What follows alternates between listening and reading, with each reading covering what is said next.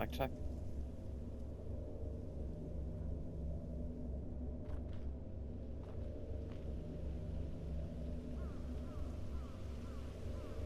Sounds like we're good.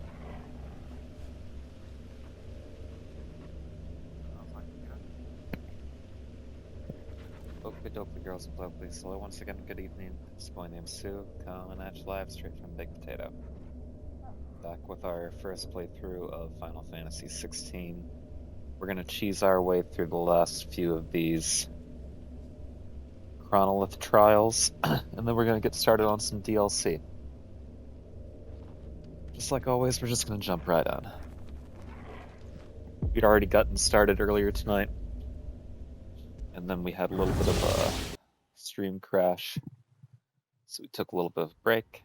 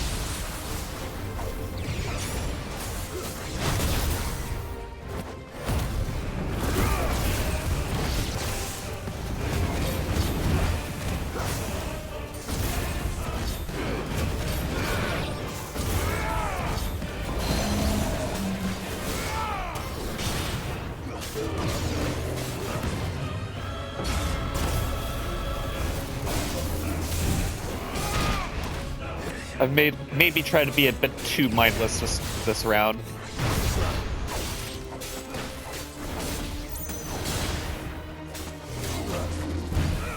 My health points are really showing that.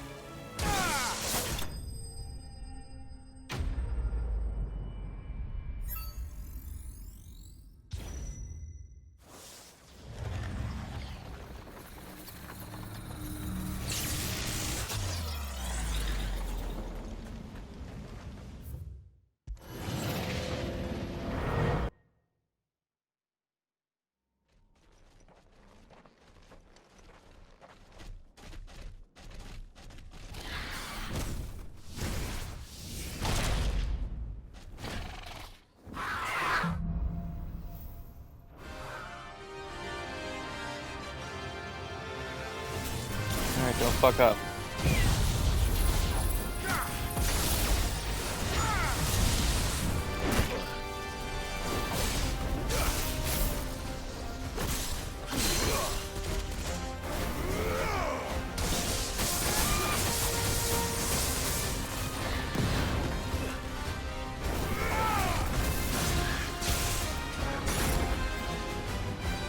Get up.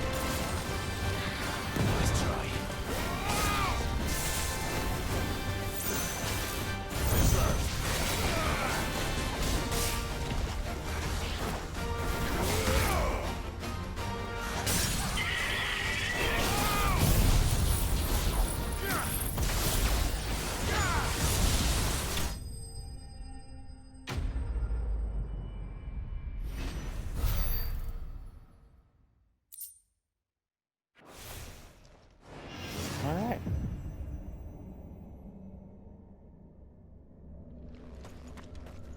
I think we've only got 2 more. And then we can get back to actually playing the game.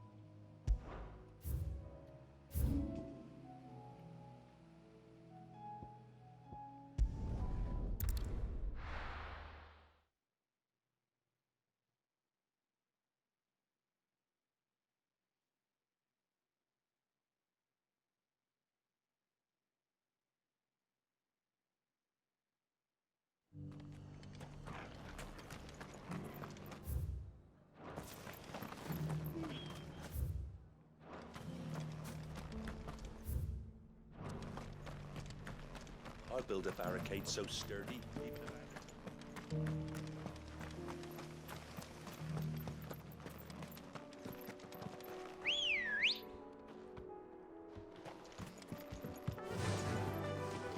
Faster!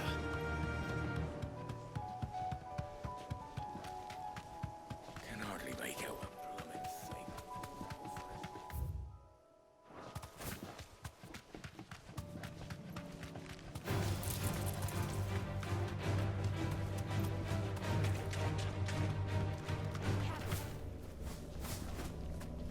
Straight home now.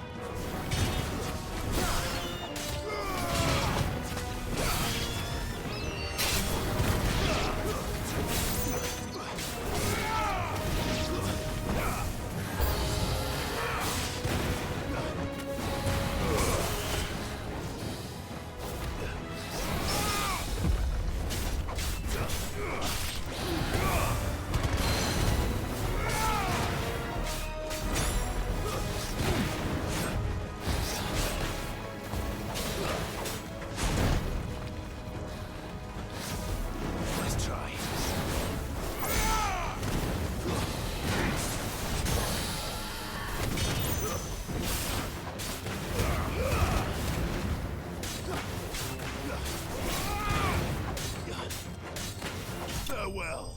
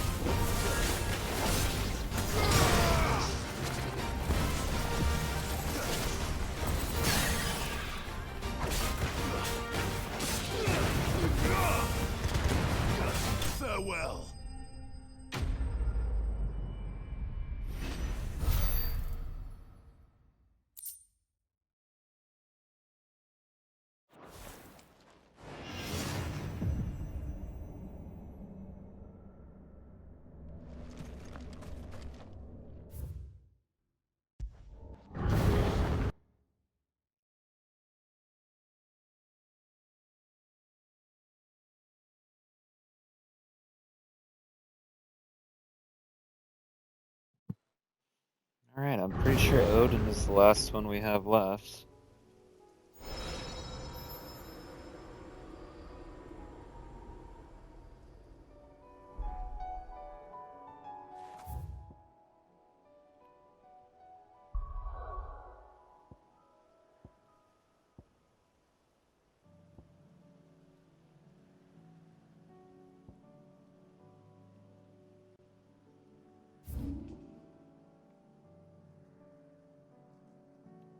Yeah, I want to save some of the conservatory is what I read.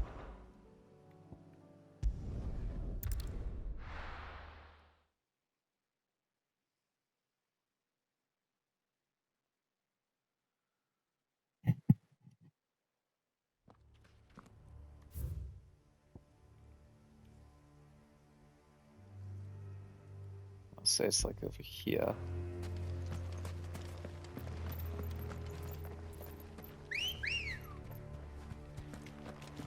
Ready, go?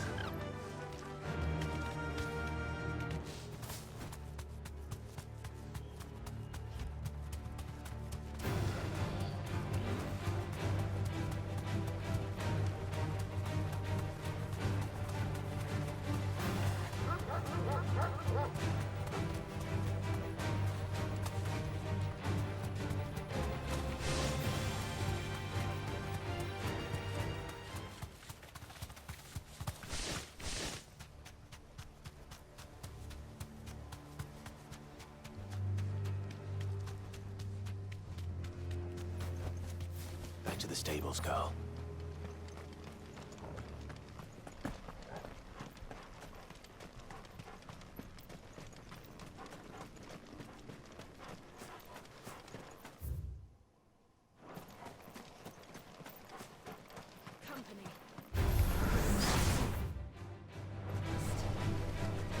Bad company.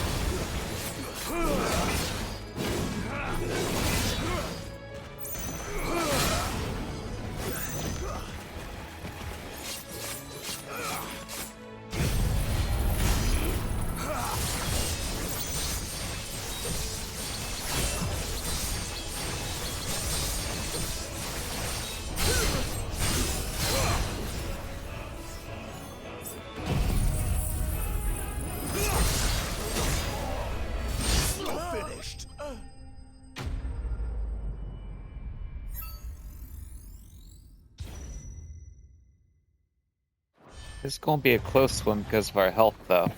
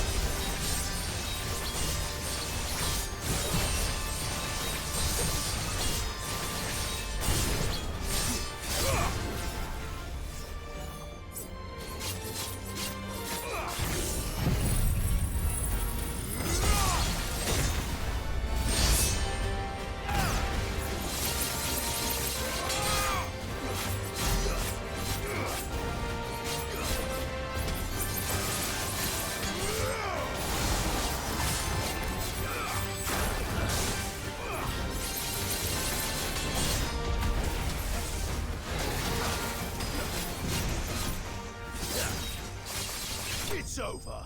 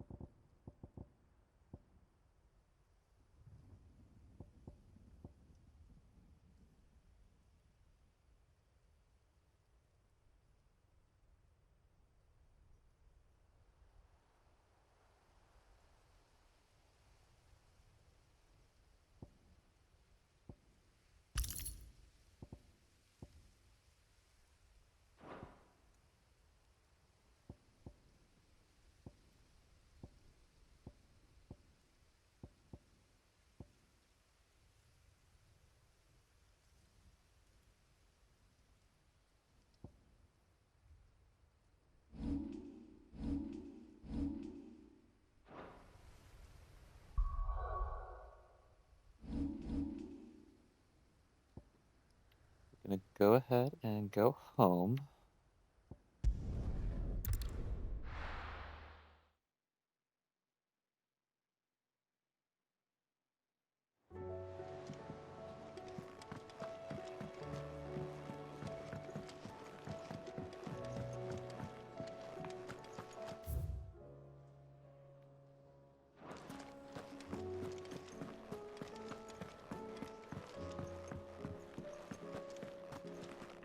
And it looks like I'm gonna be able to die happy.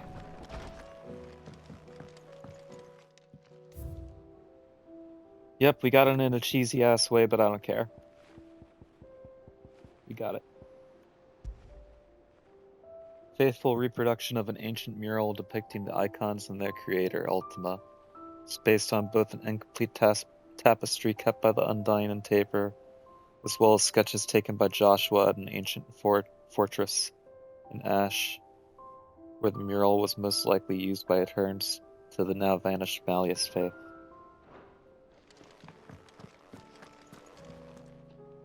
Alright. I will be right back and then we'll get started on this.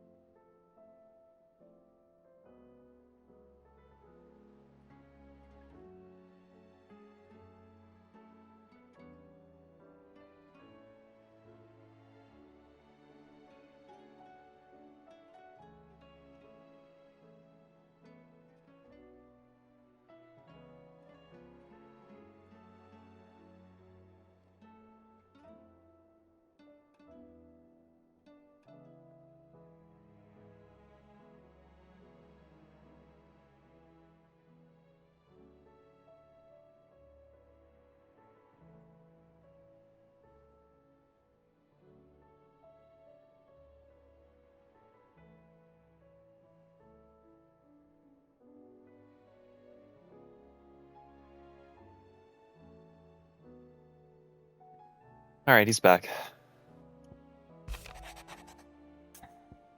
Shall not waste time mincing words. Leviathan's dominant is in need of a rescue, and despite my innumerable misgivings about joining hands with an outlaw of highest disrepute, Dame has assured me that there is none better suited to the task at hand. Dare not reveal more for fear this missive could fall into the wrong hands, but if what little I have penned here has kindled your interest, I bid you journey to the Vale of Northreach and inquire with one Layla. She will surely see you satisfied. Leviathan the Lost. But why now? After all this time. Why, what now? Oh, I'm not sure you'd believe me if I told you. After all we've been through. I doubt there's anything that could surprise me at this point. All right then. Rouse Joshua and meet me in the mess. We'll talk there.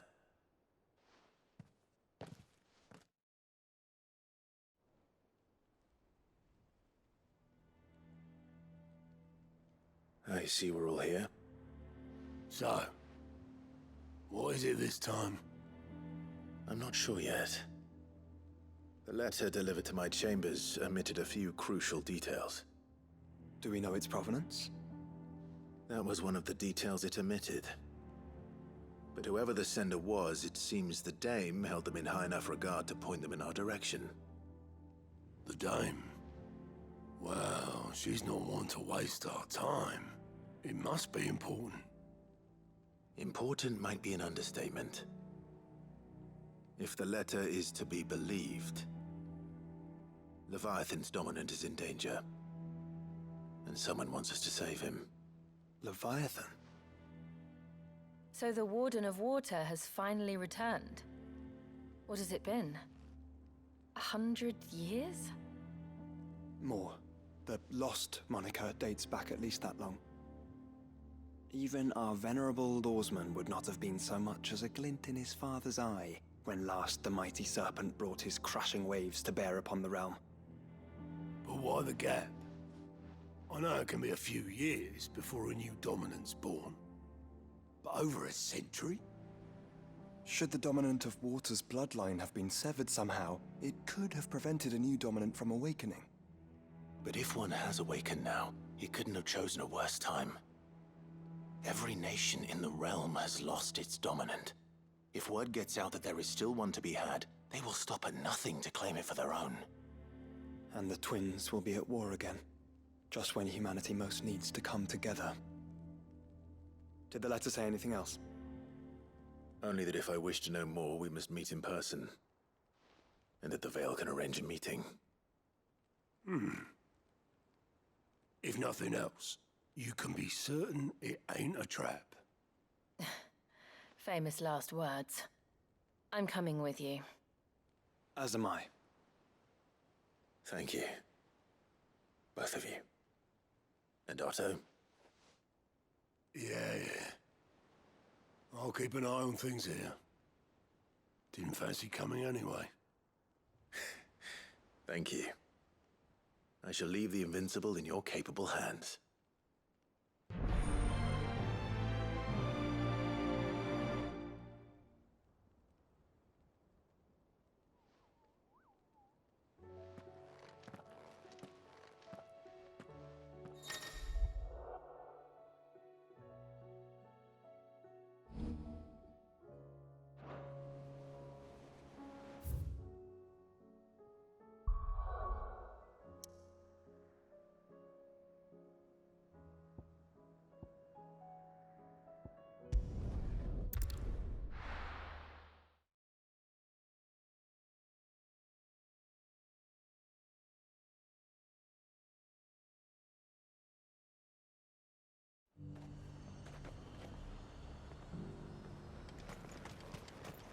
To the Veil it is, then.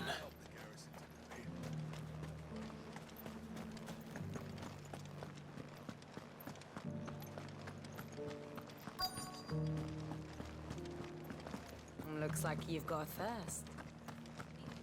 But enough talk. Fancy a peek behind the veil, my lord? I'm looking for a Layla. You found one. So, will your friends be joining in? Or just watching? We're not here for your services. We simply want to talk.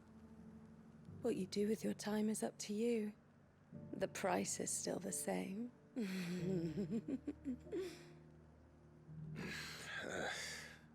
We're here about the letter.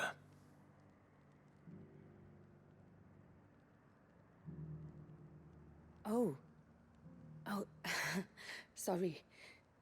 I suppose you'll be wanting to know who wrote it then. Among other things. Look, I'm just the messenger here.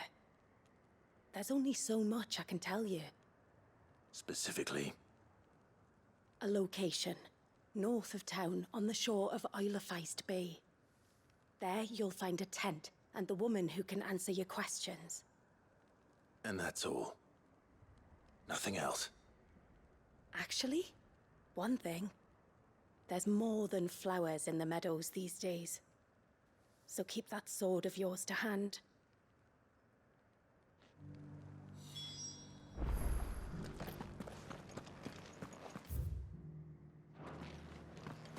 Does anyone else think it strange that this woman should prefer to keep to the outskirts of town? Not if she realizes the value of the information she's party to. And the danger it puts her in.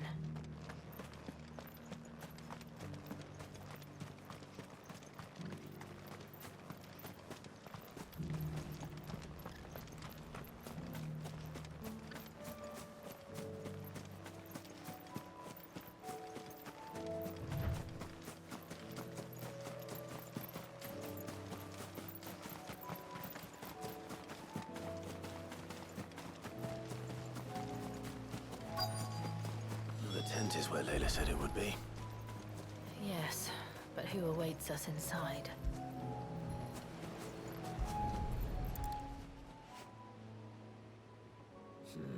It's empty.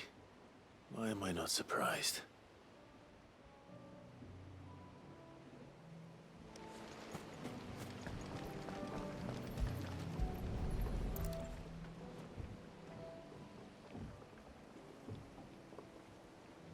A boat. No prizes for guessing who that belongs to.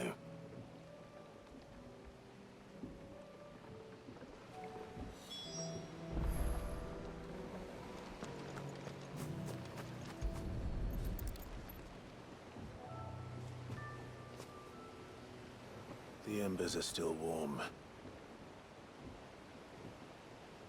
So you're Sid.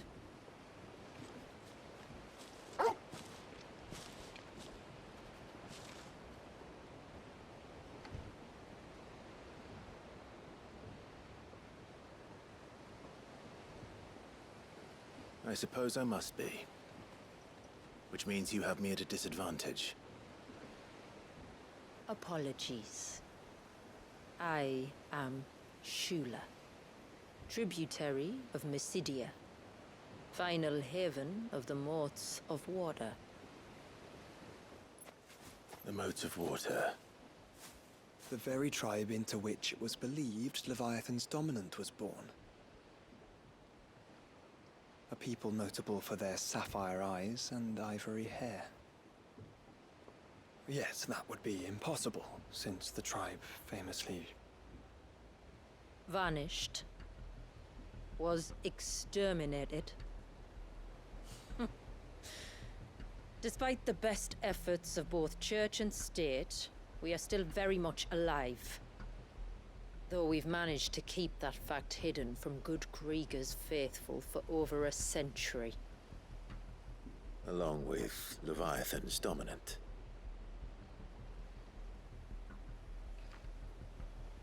That wave out there. What do you know of it?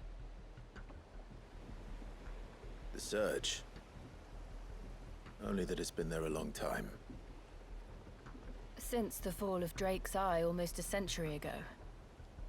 Some claim the two are connected, but none can speak with any certainty. So in other words, you know nothing.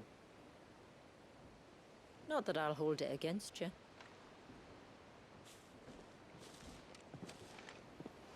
The wave was raised by Leviathan in an act of rage. Moments before the waters were stayed, and the icon and its dominant bound within. And you want us to? Rescue him. Yes. You see, a little bird told me about a certain outlaw with a singular knack for putting unruly dominants in their place. And ours is about as unruly as they get. For years, we've searched for someone who could hold their own against an icon. Someone just like you. So what do you say? Will you help us? What exactly did your dominant do to warrant this punishment? What did he do? He committed the greatest crime one of his kind can. He was born.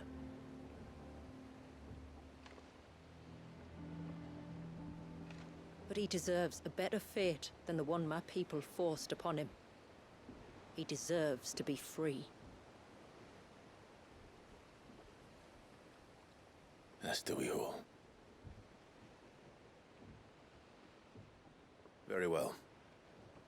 Far-fetched though your tale may seem, something tells me you speak in earnest. So we will do what we can for your dominant.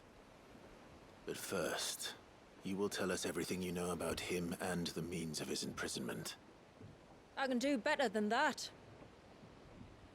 I can show you. Care to take a trip across the bay? My people await you there. Lead the way.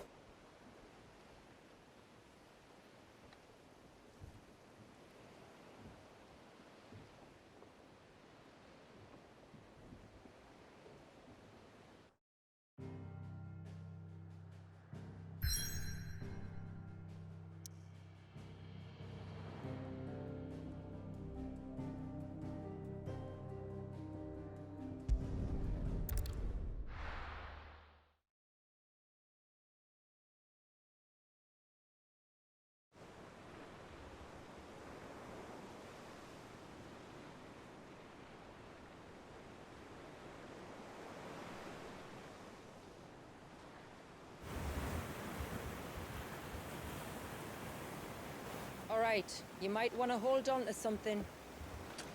We're coming up on the wall, and passing through can take a bit of getting used to. I don't see any wall. Of course you don't. That's the point. It's a glamour woven by our ancestors to keep our village hidden from prying eyes. But don't take my word for it. Watch.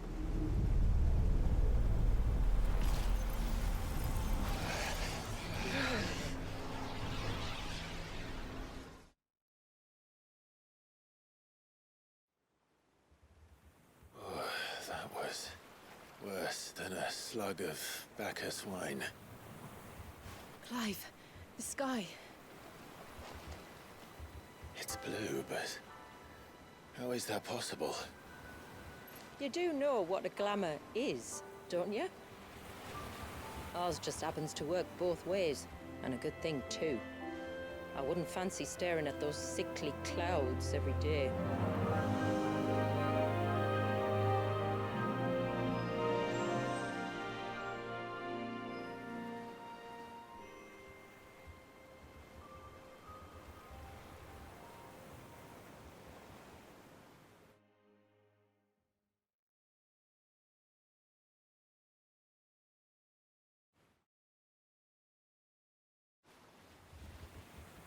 And that concludes our little voyage. We're here.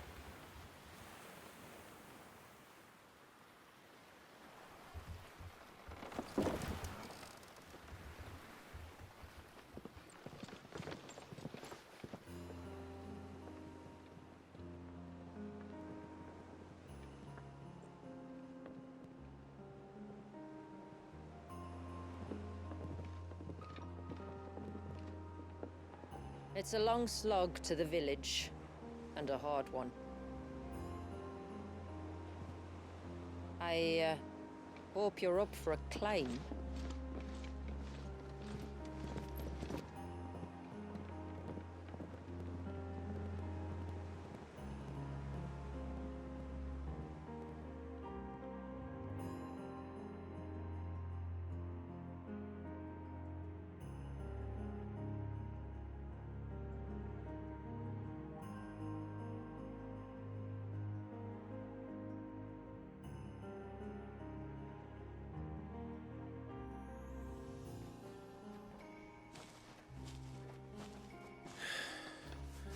Finally.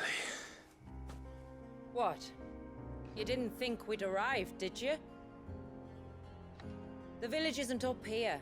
It's on the other side of the mountain. Of course it is.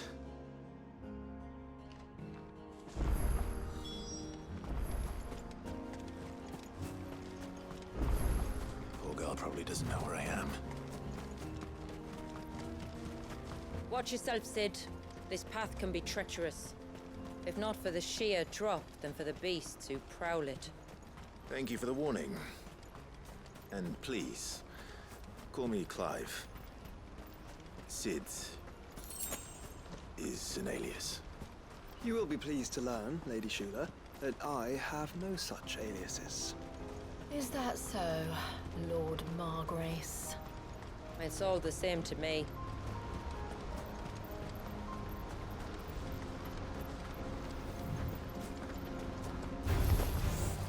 I was wondering when they'd pick up our scent. Stand back. We'll handle this. Oh, will you now? Shall I put my acts and spells to myself then?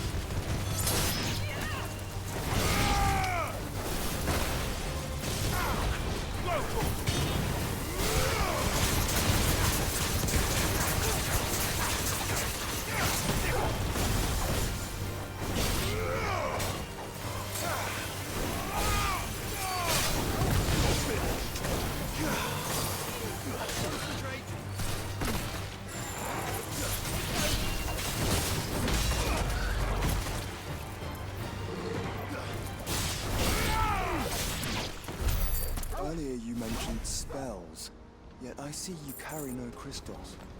Since when did a bearer ever need crystals? But then, where is your brand?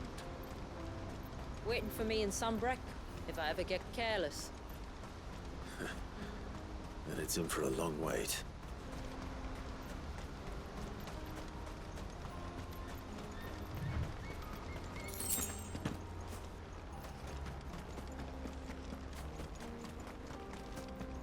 We're almost at the summit. From there, you'll have a better view of our home.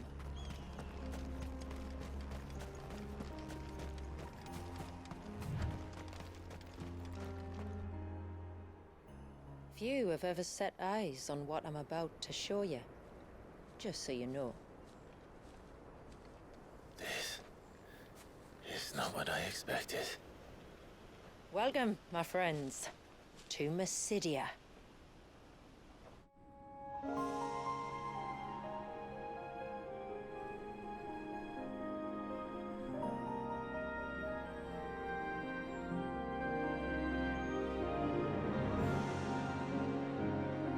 It's been a long time since I saw the North looking so Alive. How I'm is- sure you have plenty of questions, but it's been a long journey, and I expect we could all do with a rest. Our humble village is only a short way from here, if you'd care to accompany me. Let's get ourselves in front of a fire, and I'll tell you everything you need to know.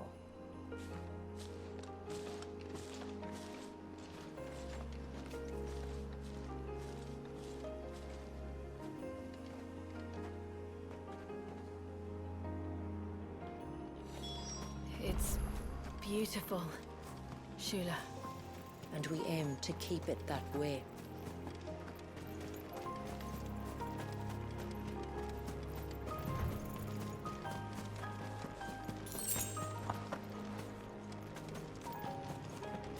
Are those stones glowing? That's one of the cairns which maintain the glamour. Steer well clear.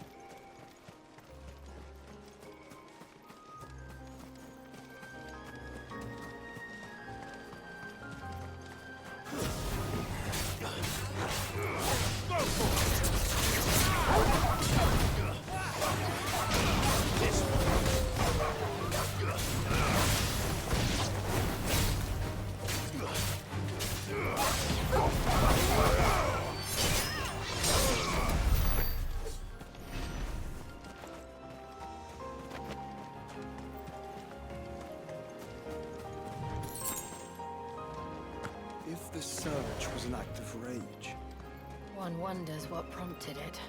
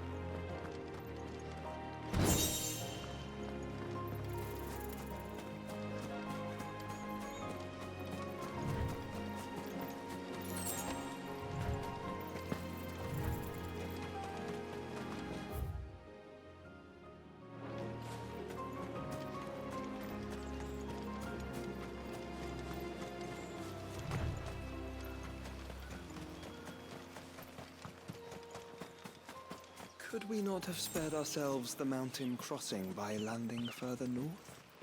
In clear view of the bay?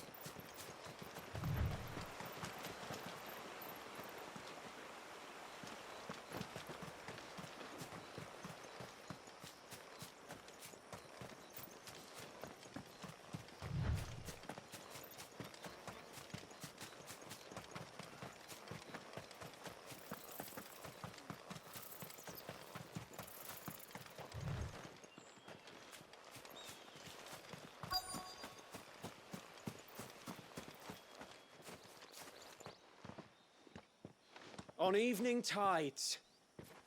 Does morning's light return?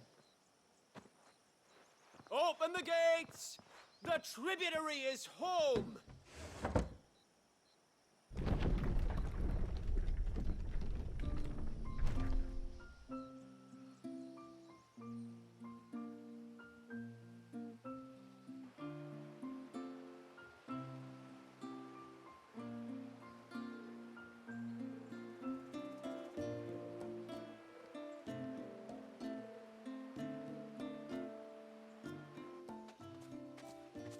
Outsiders?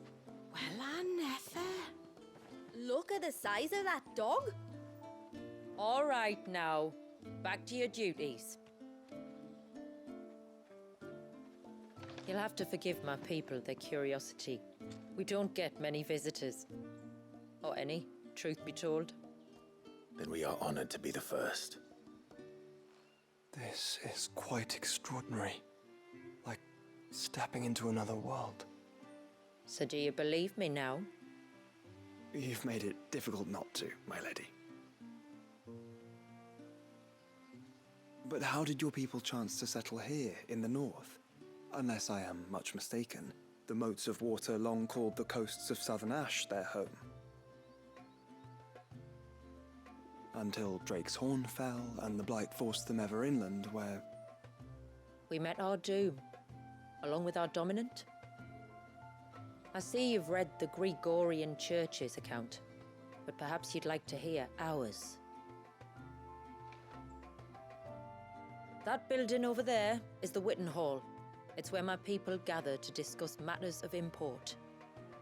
We can speak more inside, once the place is ready to receive you. It shouldn't take long, but you're welcome to explore the village while I see to things. Thank you. We'll do just that.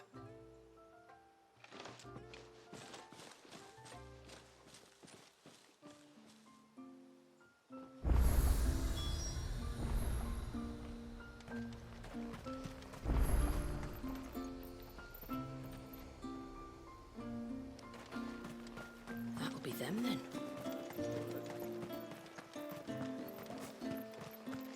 Look, that one's got a black. Look, Nan, it's the outsiders. How long do you think this bridge is going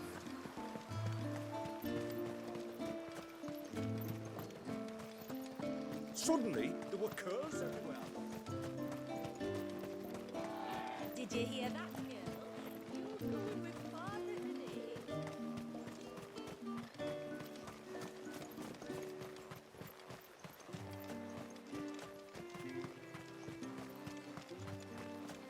The poor things are as pale as...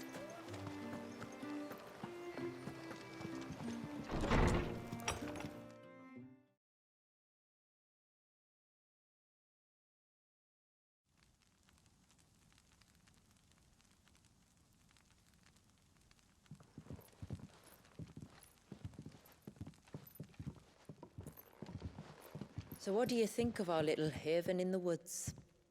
It might not have all the comforts of a southern settlement, but at least it's ours.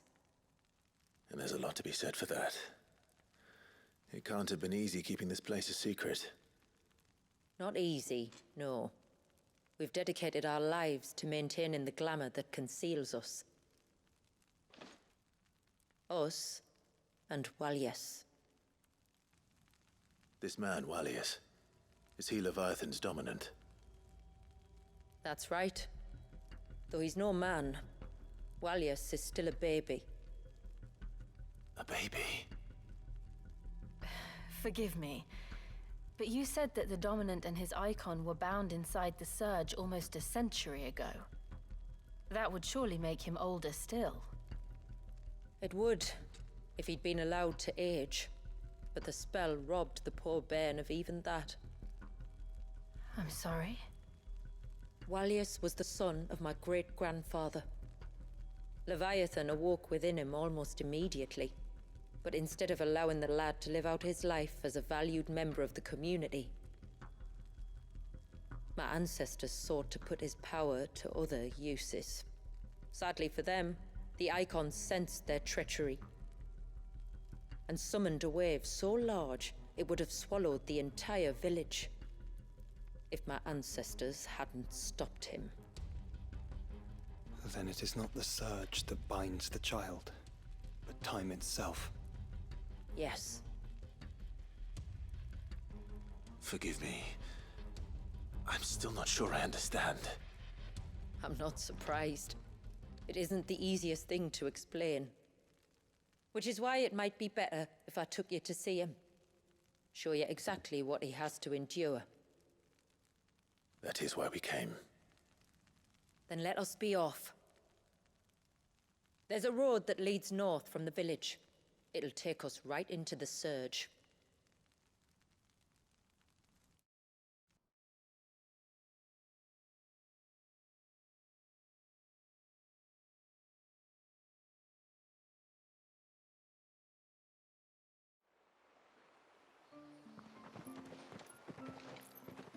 Are you bound for the Wave tributary? We are, Delina. Have you spread the word about our guests? I have. Everyone knows to treat them as family.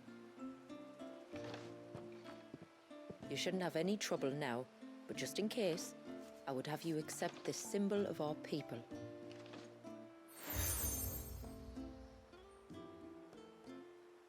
That's very kind. I look forward to meeting the family. The feeling's mutual. Should the tributary be indisposed, feel free to ask me any questions you might have regarding the village, and I'll do my best to answer. Thank you. We will. Then I bid you good tide. Good tide. Our storehouse lies across the bridge. If you're short of supplies, you may find what you need there. Though we will have to ask you for recompense, poor as we are. You are Sid, aren't you? The man the tributary told us about? I wonder if you could help me. With what exactly? Oh, nothing too troublesome. Do you know my husband, Pavat? He's the village smith, among other things. Anyway, his name day's not far off, and I wanted to make a gift for him. He's a craftsman, you see, and he's been fretting about running low on the flowers he uses for dye making, so I wondered if you might collect some for me and give them to him. Would this gift not be better coming from you? Perhaps, but it can't, for reasons I can't go into. Please, I know it sounds daft, but I'd be ever so grateful.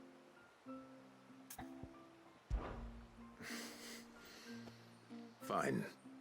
Which flowers does your husband need? The sweet little blue ones that grow around the fount. Elder's blessings, they're called. We use them to dye our fabrics so we always feel close to water like they are. You don't need to go to the trouble of picking them yourself, though. Just speak to the field hands and ask them to share their harvest with you. 2 basketfuls should be enough for my husband to be getting on with. 2 basketfuls it is.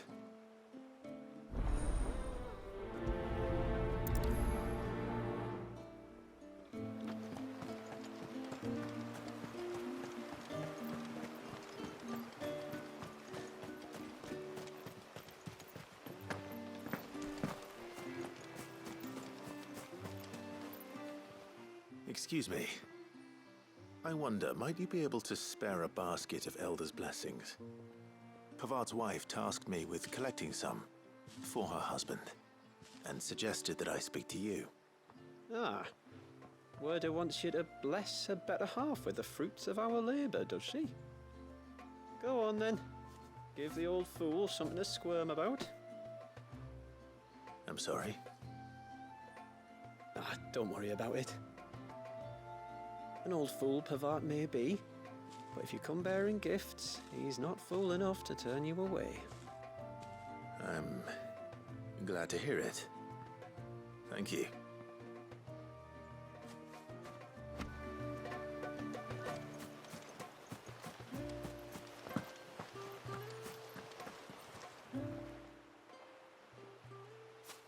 Ah, welcome to Haven, friend. Thank you.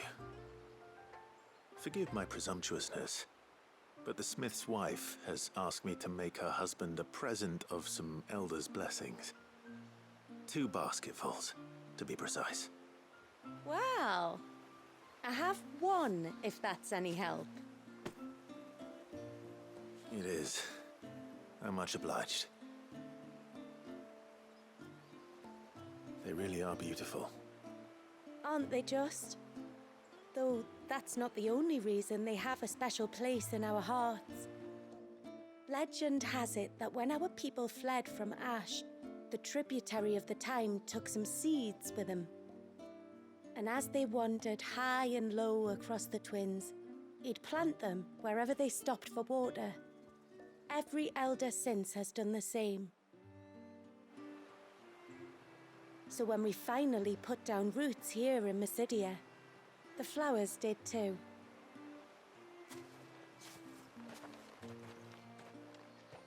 Well, that's 2 basketfuls.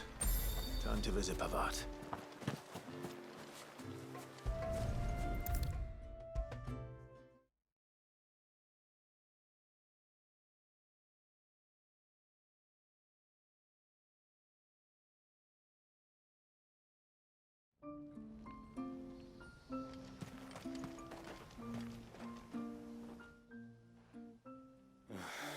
What do you want?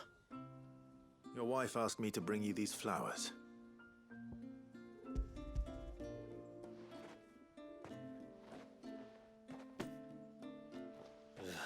That woman. Come out. I know you're there. Who? Me?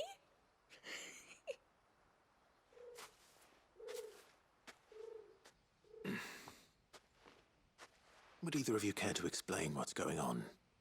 I'm sorry. I didn't mean to deceive you. It's just, my husband can be a bit standoffish at times, and I thought this might be a good way for the 2 of you to get acquainted. What with you being a swordsman like, and him being the only smith in the village. It'd be a shame if you couldn't turn to him for help. The only reason he couldn't turn to me for help is because I had my hands full with all the orders you lot dumped on me. I'm pretty much done with them now, though. But, for the record, the tributary said that we were to lend you outsiders our aid, and that's exactly what I was planning to do. With or without my darling wife's meddling. Still, here we are. Acquainted. So, if there's out you need, just bring us the materials, all right?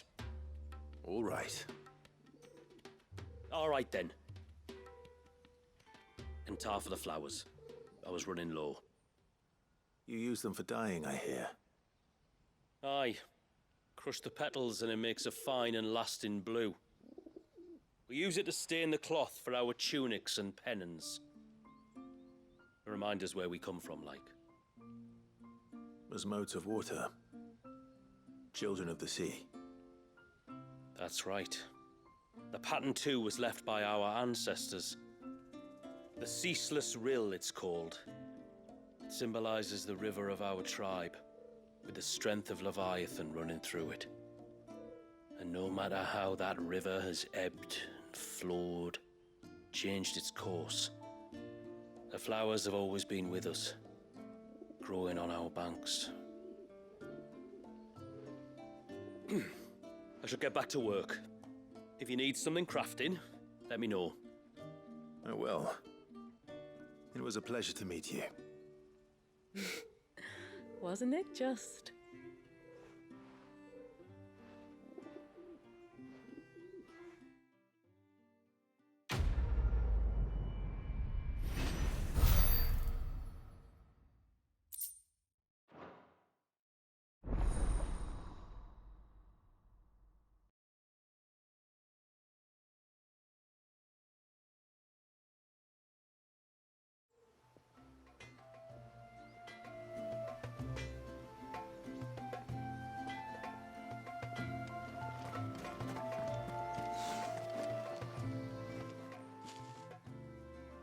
Oh, I'll have her hide when she gets back. Oh, sorry. I was leagues away. How can I help you?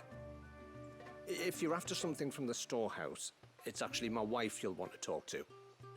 She will have to charge you for the goods, though. Not that we'd fleece you or anything. It's just, you know, needs must. I understand.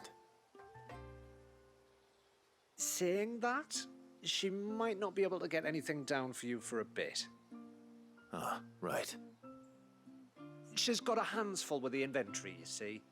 It should have been my daughter's job, really, but the willful little Rills decided to make herself scarce. The heavens only know where that girl's got to.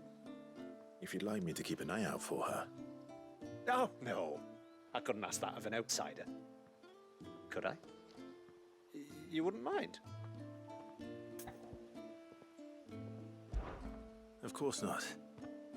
She won't have gone far, will she? I hope not. But I've scoured the entire village for her and come up empty-handed. Can't help thinking she might have gone on another one of her little adventures. Ah, a free spirit, is she? Aye, that she is. Can't get her to sit still, especially once you heard you lot were on your way. Outsiders! You should have seen her little eyes light up. Oh, if she wanted to watch you arrive, she'd have made for the low gate where you first came in. The guard there might have spotted her. Maybe you could ask him. Ruka, her name is. All right. I'll let you know if I find her. Try not to worry.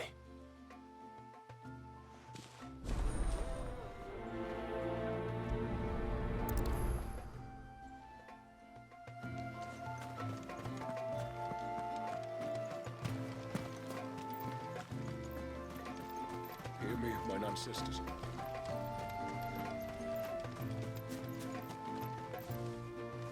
Excuse me. You haven't seen the storekeeper's daughter, have you? Little Ruka? I have, as it happens. She went out through the gate not long ago. Out of the village? Alone? Aye, she does it all the time. There's a path off to the left which leads down to the river. Nice little spot, that. And safe as you like. The beasts of the mountain don't dare come so close to the village. That's where she'll be. Go and have a look if you don't believe me. I will.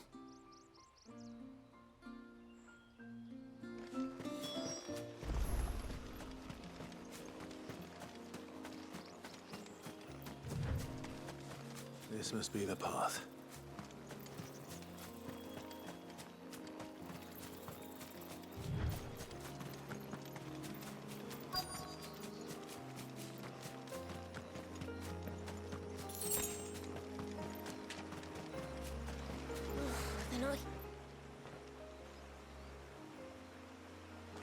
It's you!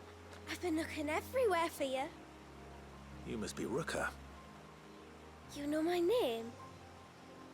Can you lot read minds? Your father asked me to keep an eye out for you. You left without telling him where you were going. He was worried. But I went to look for you. Well, now you found me. What do you say we head back to the village and let your father know you're safe? All right. And on the way home, you can tell me all about the world beyond the wall. I want to know everything. Everything might be a stretch.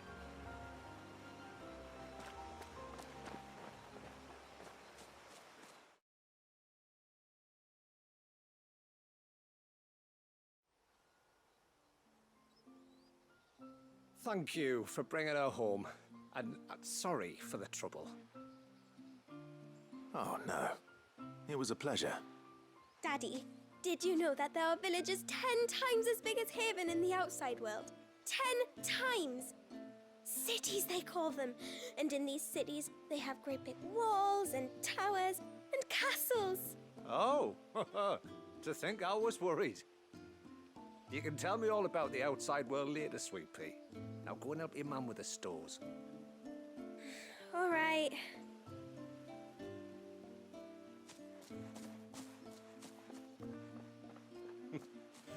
Thanks for putting up with her questions. She, has a lot of them. One of the big ones being, what are the people beyond the wall like? Reckon you've made a good first impression.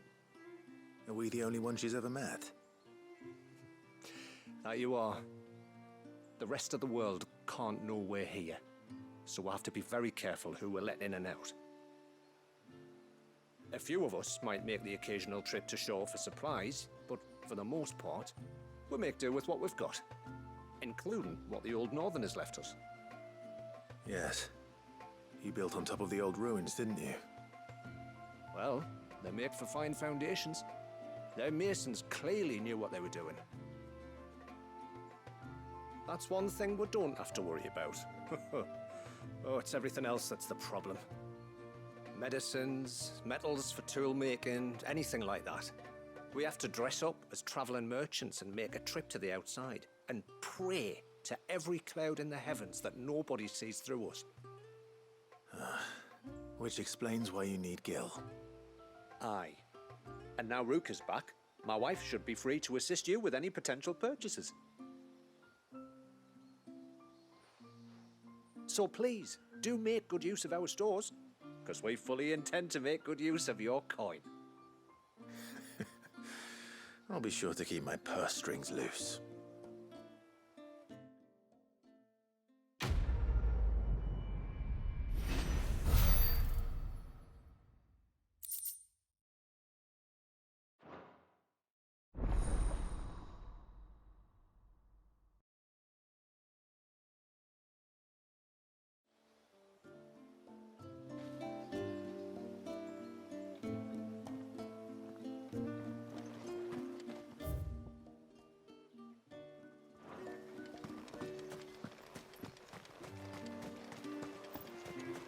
How long do you think this bridge is good?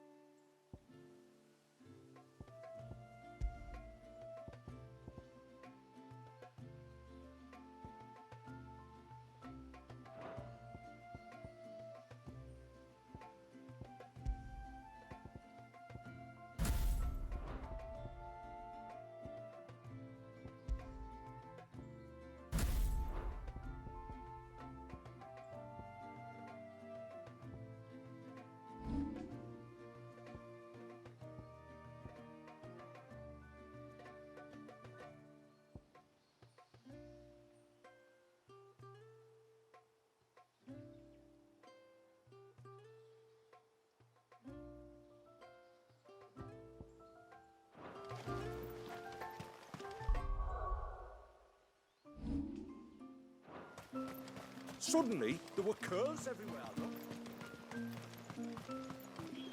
Did you hear that, girl?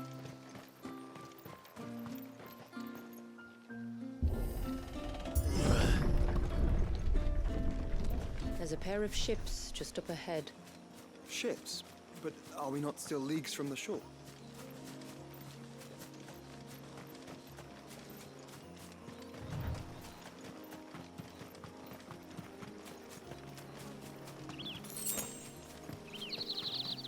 The quickest route to the surge is due east, past the second galley. Shula, how did these ships come to be here? What do you imagine happens when an icon of water gets angry? Really, brother, did you have to ask?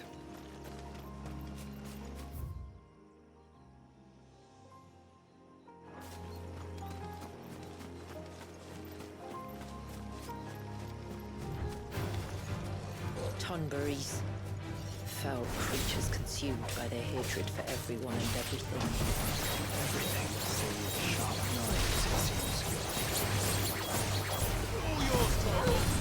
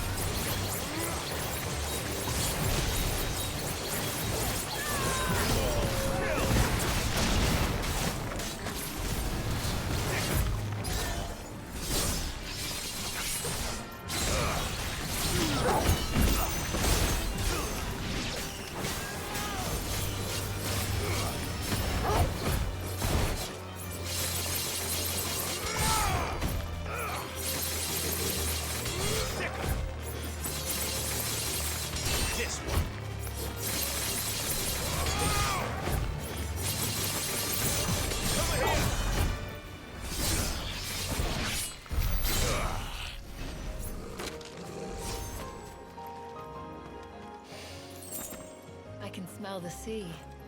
It's not far now.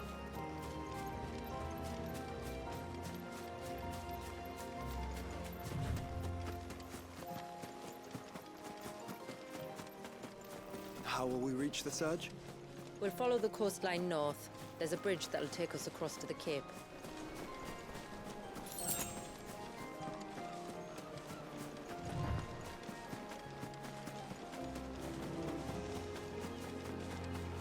Might I inquire about the Ray of Light? It's what prevents the surge from being reclaimed by the sea. And Dwalius by his people.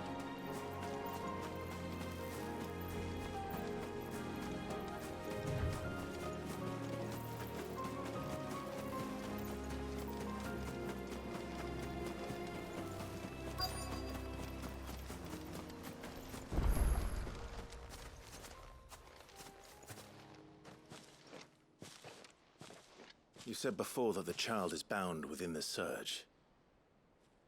But you've yet to tell us how we're meant to reach him. I trust we won't have to hold our breath. No. The surge wraps around the cape without engulfing it. If we continue to its tip, there is a path down to the seabed. And the wave's origin. All right. It won't be the first dominant we've met at the bottom of the ocean.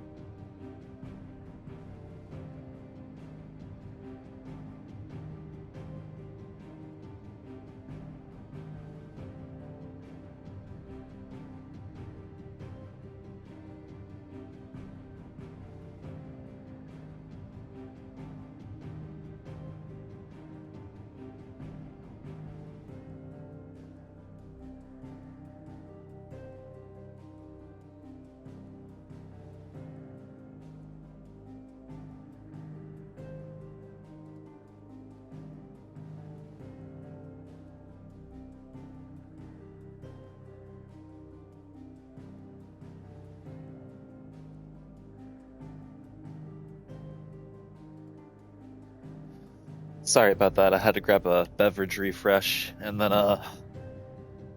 little kitty Mausers was yelling about having food, so he wasn't yelling, he was hooting and hollering.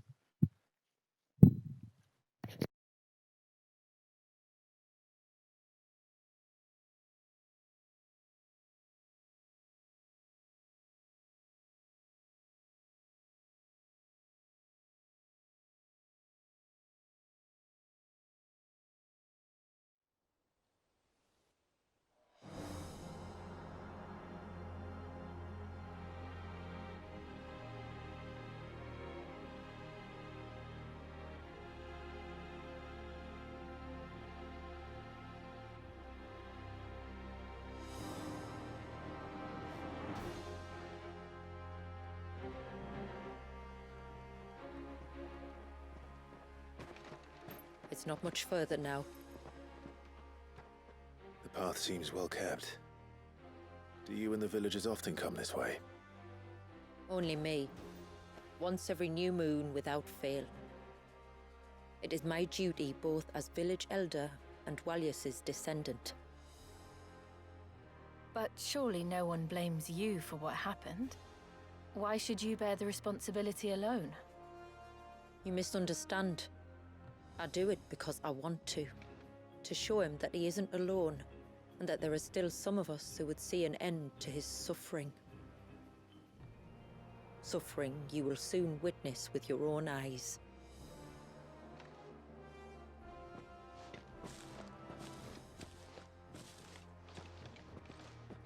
The forest grows quickly here. Left unattended, the path would be reclaimed in a matter of moons.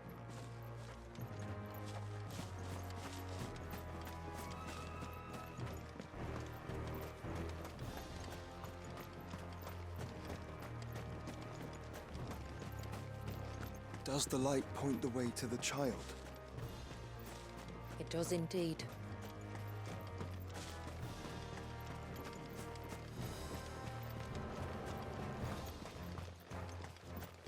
Look at all the droplets of water suspended in midair. Where they have remained untouched by time for 80 summers. It's not right. No. It's not.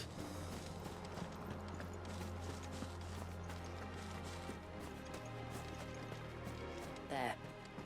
Up ahead.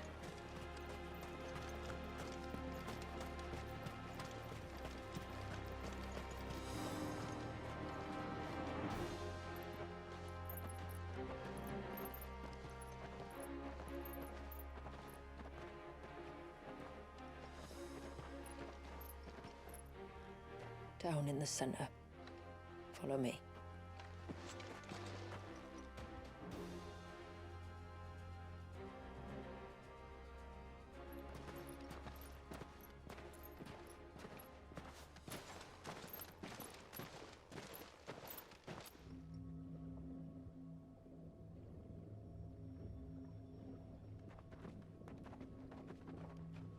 He's still primed. I'll never forget my first priming. The fear. And I was old enough to understand what was happening. One can only imagine how this poor child felt. He is the victim of an unforgivable sin. Committed by people who saw him as nothing but a means to an end. He must be so frightened. Then I'll ease his burden. You don't mean? I'm not going to hurt him. Contrary to the tales, I don't go around killing dominants for no reason. What if I told you there was a way to remove Walius's icon?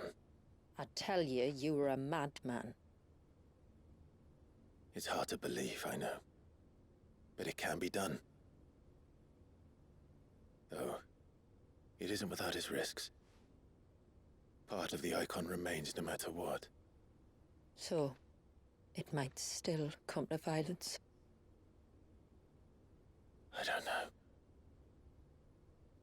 It depends on the dominant. I've seen things end well, and I've seen things spiral out of control. But I do know one thing. If we turn our backs on this child, there will be no end to his suffering. And I think that a worse fate than the alternative. Don't you?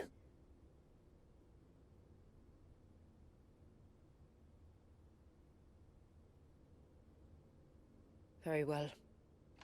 Do what you must. And whatever happens, I will own the consequences.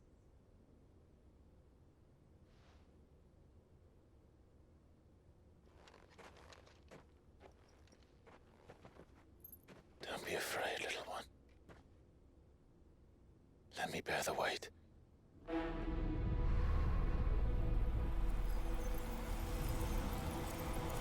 You're gonna carry that weight.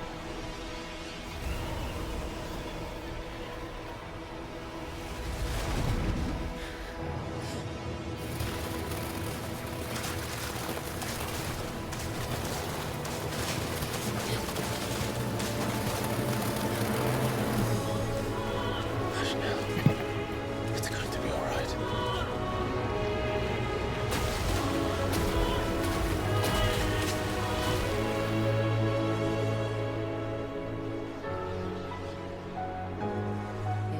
Is it done?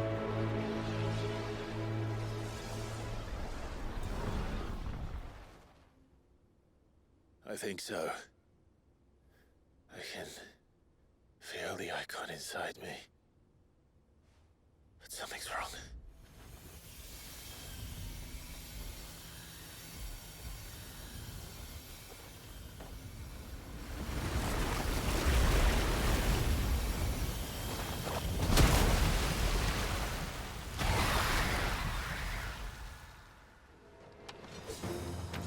He wasn't just afraid. He was angry. All right. Let's see what you've given me.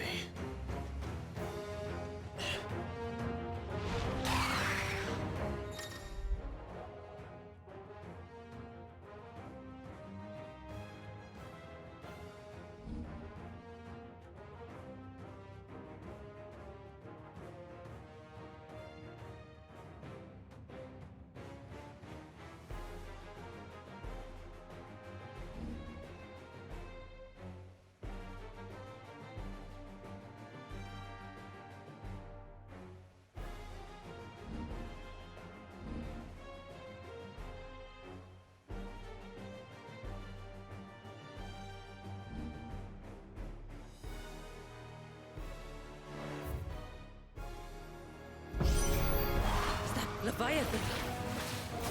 Just a lady, but a formidable adversary nonetheless. Okay. Got a machine gun.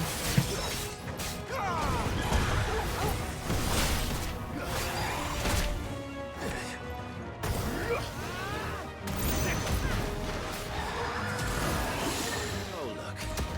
It has friends.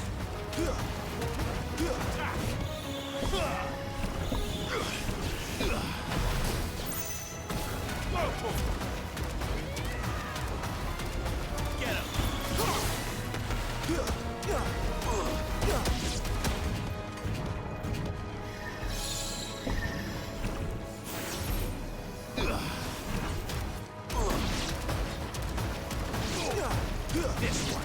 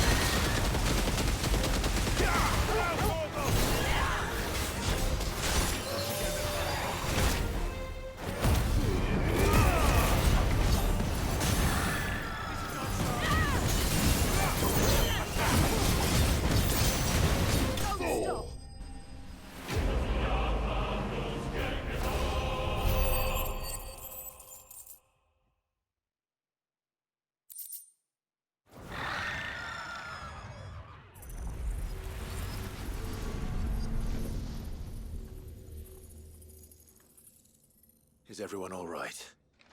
He seems calmer now.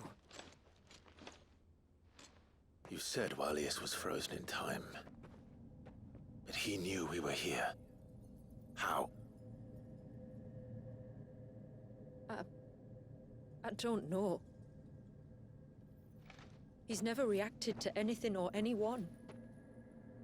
Until now. The child has been bound for nigh on a century. If he has been conscious from the first, we must remove the seal at once. It's not that simple. I wish it were, but... there's more to this tale. It would be better if I explained back at the village. I see. Then let's return before it gets dark.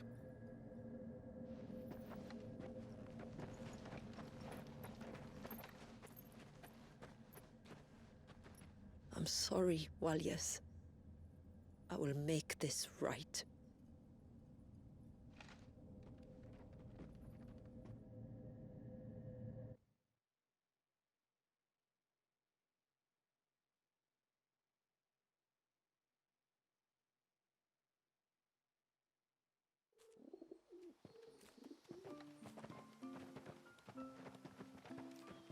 So, part of Leviathan is inside you now, is it? Does it hurt? No. Not anymore, anyway. Good. Because I still have need of your strength. If you want to know the rest, we should head to the Witten Hall. Of course.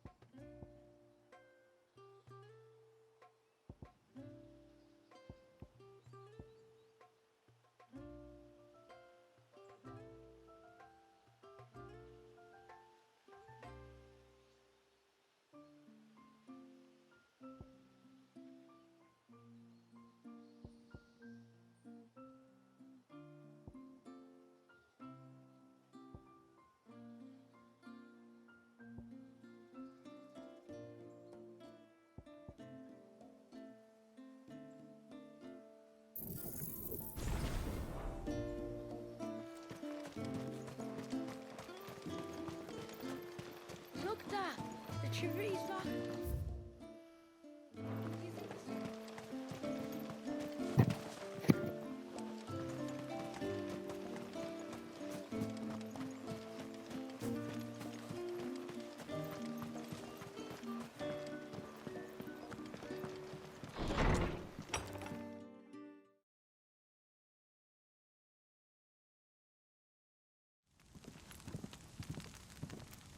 To understand the spell which binds Walius, you must first know who we are, and what drove my forebears to commit such an atrocity. This tapestry is our story, the one that brought us here. After generations of wandering, my people sought refuge in northeastern Storm, some 170 years ago.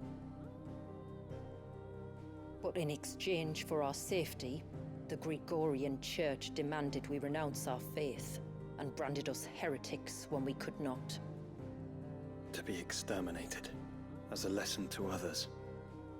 And so was it chronicled in the imperial histories, for anything less would have made the church seem weak. Yet a handful survived. The few who did fled north and west, and in doing so discovered two things that would forever shape our fates. The first was an old legend, revealing how to make your very own mother crystal. I've heard that one before. Yes, yet it gave them new hope, however false. Our ancestors convinced themselves that they could recreate the divine if they could only find a strong enough heart. A living being capable of channeling torrents of ether. And the heavens provided. A dominant. Well, yes. They'd stumbled across a nostrum in an ancient ruin, which they believed could provoke a sudden outpouring of a creature's ether. They meant to enrage his icon. Leviathan would have destroyed everything, had our people not made their second important discovery. A means to stop time itself. Where did they find that? The Northerners had no such magics, or they would have used them.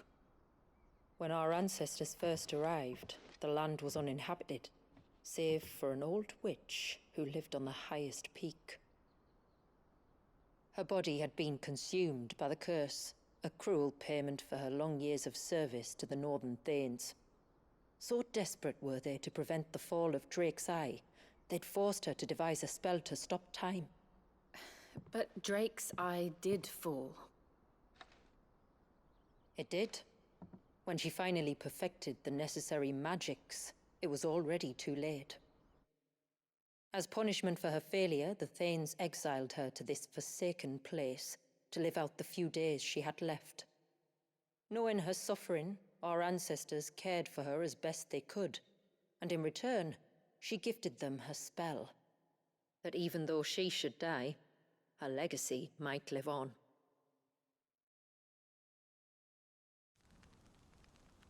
So armed with both the knowledge of the ancients and the secrets of time, our ancestors settled upon an ambitious plan. They would create a new Mother Crystal and enchant it that it might endure for all eternity. Thus would our people's wandering, our suffering, finally end, and prosperity visit us once more. And all it would require was the sacrifice of a single child. A small price to pay, or so they believed. Another victim of man's blind reliance on the Mother Crystals. So we know the seal source. How do we break it and restore the flow of time? Do you recall the dome of light on top of the cliffs to the west? Inside lie the ruins of an old temple. It was there that the witch built the Vare, a conduit of sorts that channels her remaining ether into the Surge. But it's been a long time since anyone set foot in the place. And now, there are others who claim it as their own. Then we shall go prepared for a fight. That said, it may be best if one of us stays behind. You think the village could be in danger? We saw the ether flow from Wallius in all directions, but only encountered a single familiar. There will be more. And should even one make its way here, I doubt the walls could hold it back for long. Then I shall stay. The Phoenix will see your people safe, tributary. You have my thanks. Very well. We should depart at once. I fear time may no longer be a luxury we can afford.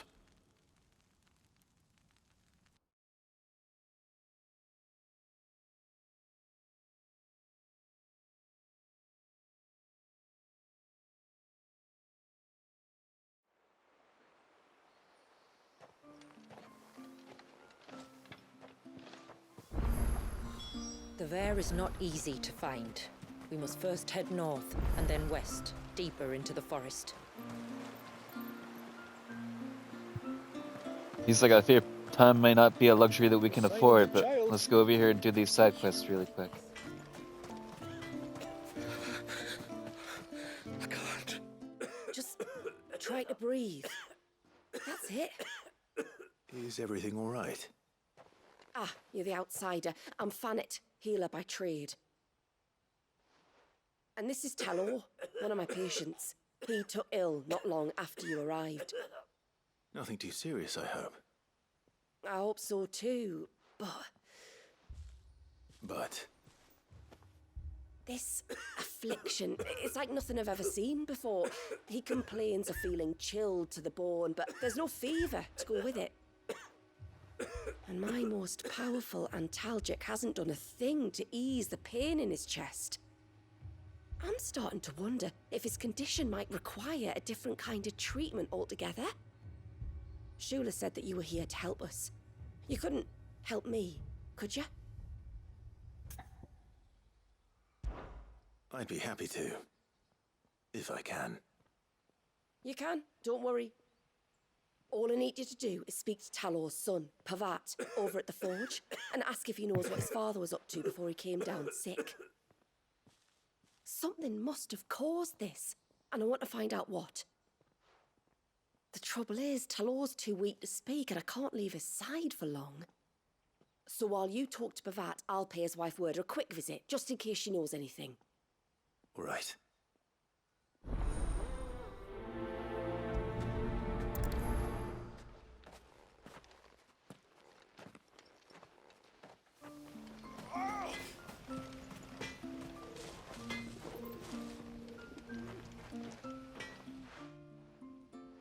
Oh, do you need something? I do, though not from the forge. Fannet asked me to speak with you. She's looking into the cause of your father's illness and wondered if you could shed any light on the matter. I see. Sorry. She shouldn't have dragged you into this. It's no trouble, really. Tell me, did your father do anything out of the ordinary before he fell ill? Not that I know of. But then I hardly see him. He's always out and about, like. Well, at least he was. Suppose he might have been a bit more fidgety than usual, but apart from that... When you say out and about, where does he usually go? Just round the village. Wanders over to Blazier's place most days. He's a fisher who lives on the other side of the fount. They're old friends. Maybe he knows something I don't. Maybe. I'll go and speak with him.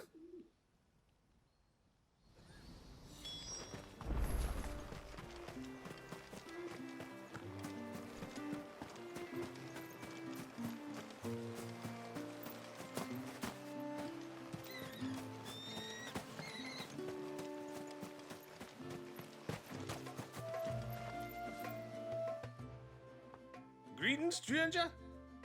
What can I do for you? Your name is Blazier, is it not? Pavad tells me you're a friend of his father's, and that the two of you may have spent some time together prior to his illness. His illness? Talor's never been ill a day in his life. I don't know why he'd start now. Oh, Fanny doesn't know either.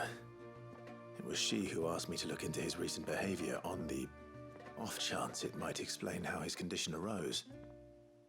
Oh, I suppose there was something that struck me as a bit odd. He kept asking about the woods. Did you see anything strange on your way back from the shore? Are you certain? Do you swear? That kind of thing. I didn't, of course. But he wouldn't let it go. It was like he was expecting something to happen. It was just a matter of when.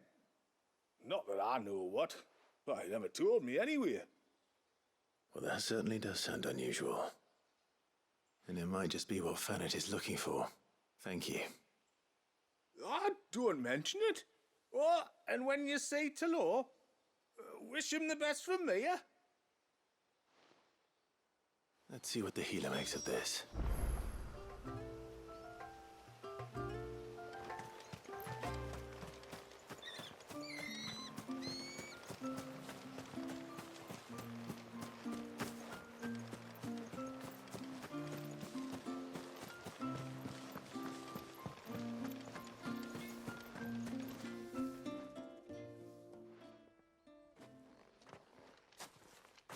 spoke with Werder, but she couldn't tell me anything. Did you have any better luck? Nothing conclusive. But there was one thing. Blazir, the fisherman, told me that Talor had taken a sudden interest in the forest of late. He kept asking him if he'd seen anything unusual there on his way back from the coast, but never let on what exactly he was expecting him to have seen. The forest between here and the coast. Surely not. But then... But then... I can't say for sure. But I think Talor's illness might have some connection to the Tomberries. You may have encountered them during your time here. The small, scaly beastmen. And you think they may have caused Talor's illness? I do. At least in a way. And if I'm right, it's no wonder the treatments I've been trying didn't work. Oh, I know it's a lot to ask, but would you go down into Father's Fell for me? There's an altar there. And if my fears are true, an offering upon it. What is going on here? Please. I'll explain everything when you return, but time flows fast. I beg you, make haste for Father's Fell and take the offering from the altar. Talor's life may depend on it. Very well.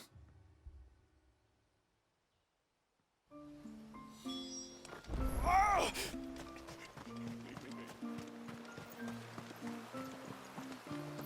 Bastard things.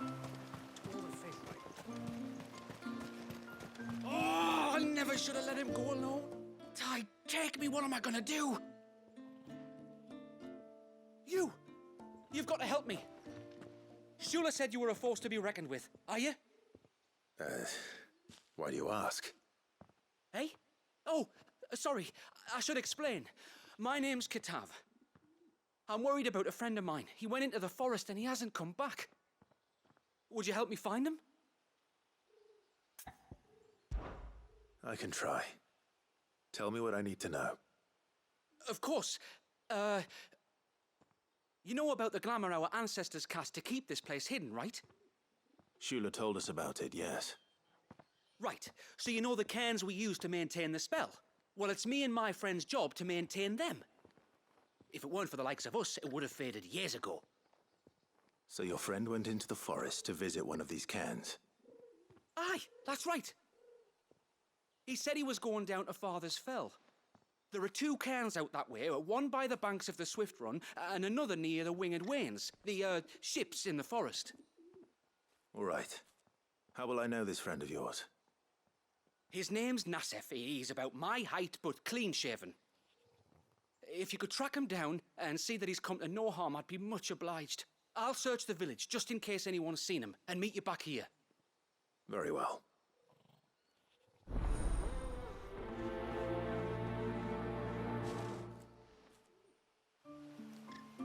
One cairn by the ships, another by the river. Better get moving. Hail, stranger. Are you a rider by any chance? I am. What gave me away? Oh, I can smell it on you. The scent of the stables.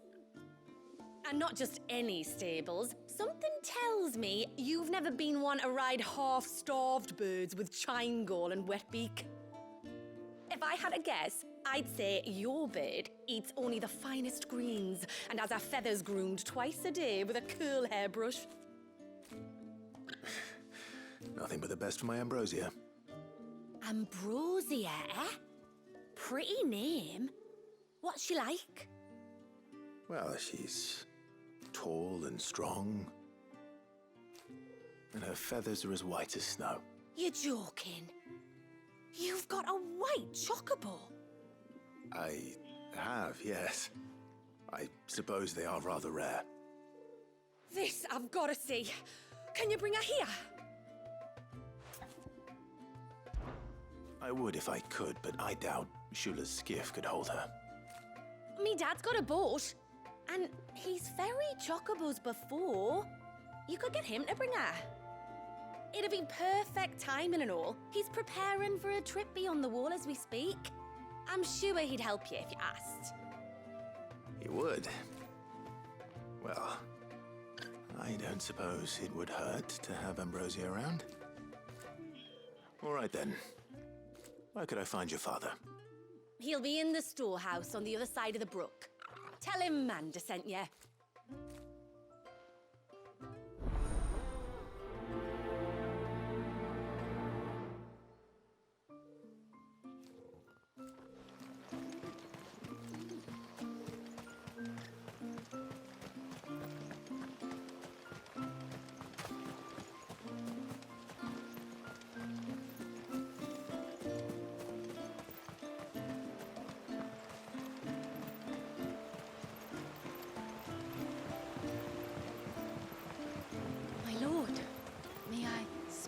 There is a matter with which I would beg your aid.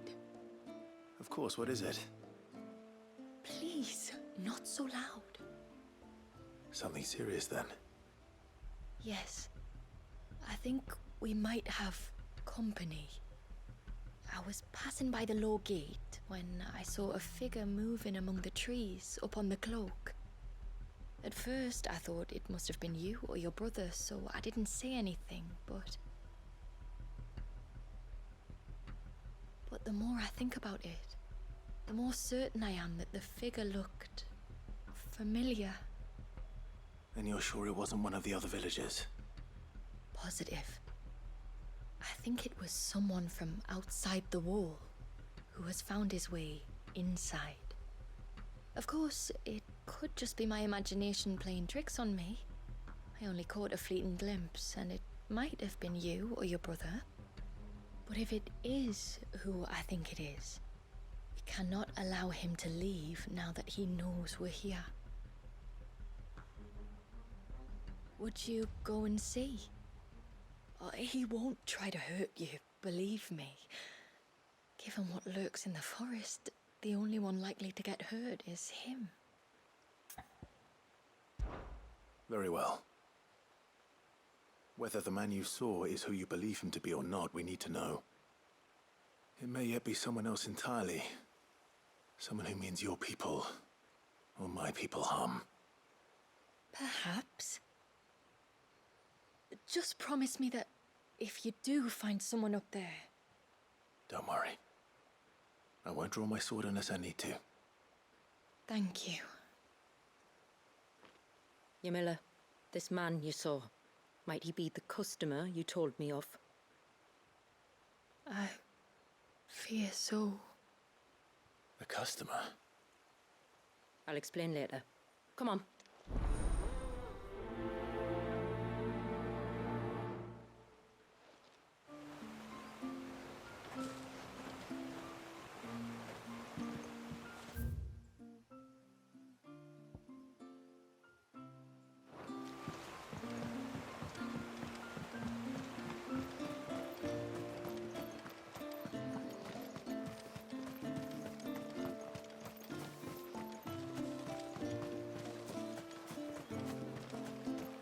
And what are you two drawing? Bastard things.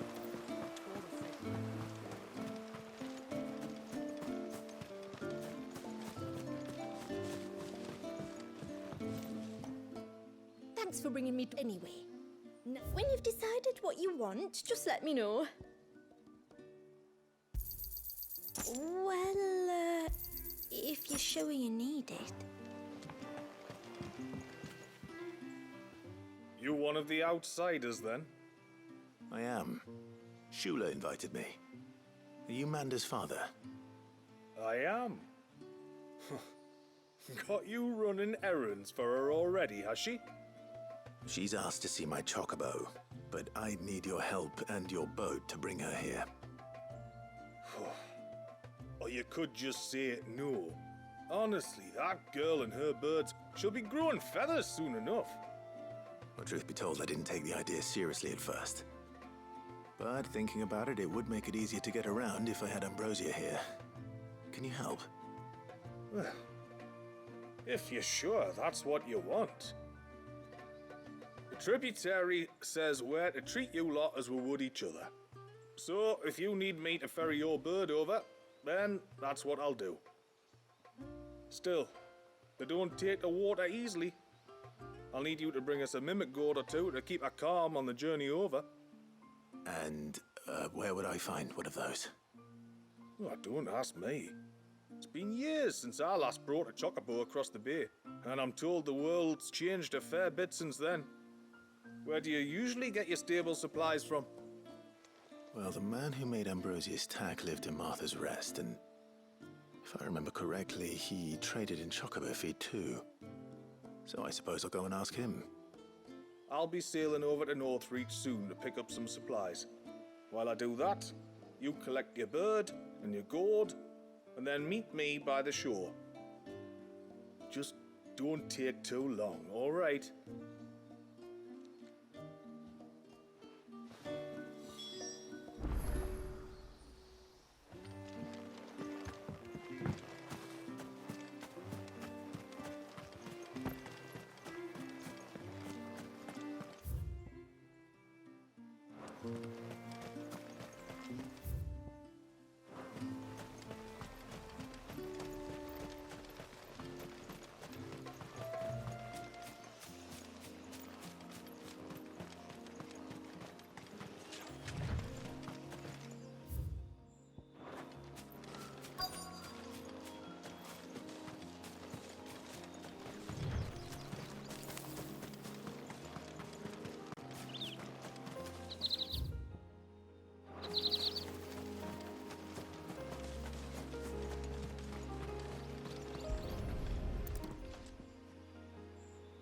Bottle. Breath of the Arbor. Perfume from Sunbrag. Looks expensive too. Who's there? Stop!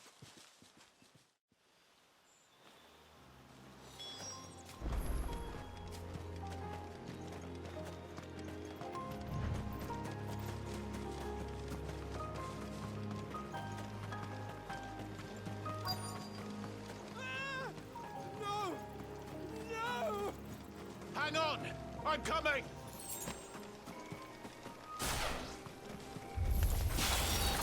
Don't eat me! I'll give you that rot, I swear! Stand back. All right.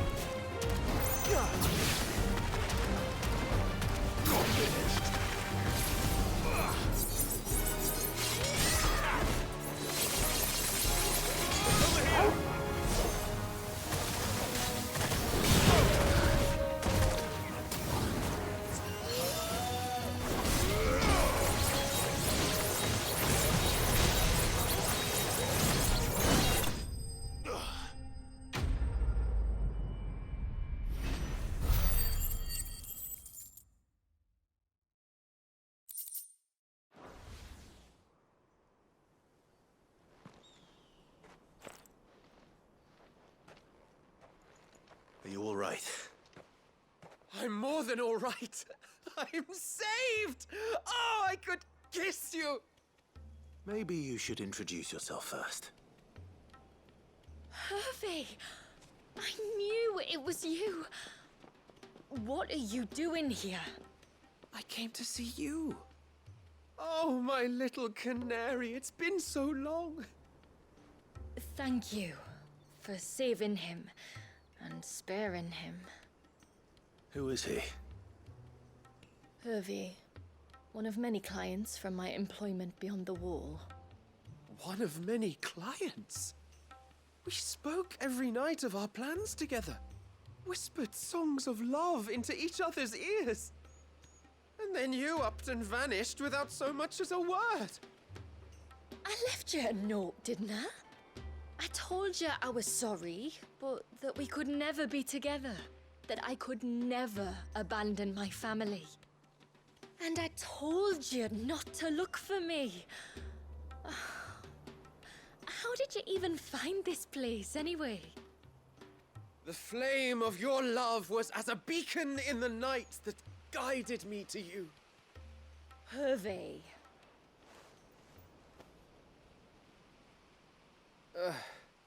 I was walking by the coast near Northreach when I saw a lady who looked like you. Eyes like the ocean. Hair like the driven snow. The next moment, she and her companions were jumping in a skiff and sailing out towards the wave. So I, borrowed the nearest boat and started rowing. It must have been Shula bringing us here. So what? You rowed, found a nose how many leagues across the bay, simply because you saw a woman with white hair.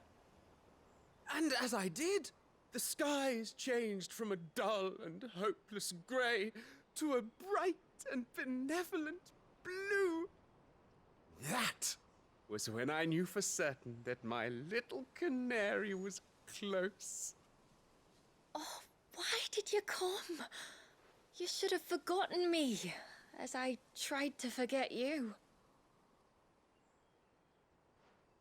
I cannot leave my people, Hervé. And now that you know about this place, neither can you. We must return to Haven and accept my family's judgment. I'm to meet your family. Oh, my little canary.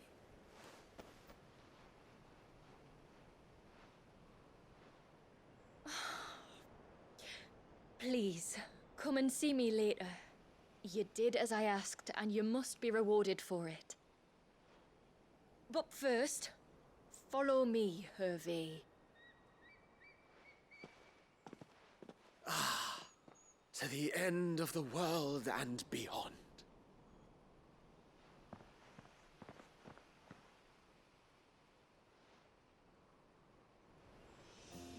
You should never have found this place.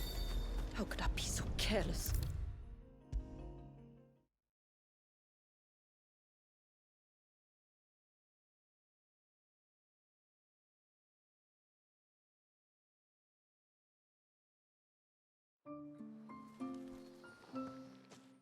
Forgive me. There's nothing to forgive. You two met at the Vale, I take it. When I worked there, yes. To earn the coin that my people need to survive. Though Mysidia is our sanctuary, there are certain necessities that it cannot provide. And for that reason, some of us seek employment beyond the wall. Yet few are the opportunities for followers of a strange faith in a strange land. And so you supported your family as best you could? I did. And I have never regretted it for a moment. I found a second family in the Vale. And in the Dame, a second mother. I also found Hervé. But our love could never be. I knew that if I revealed my secret to him, I would be putting my people in danger. But that if I did not, I would be living a lie, unable to return home. What will happen to him now?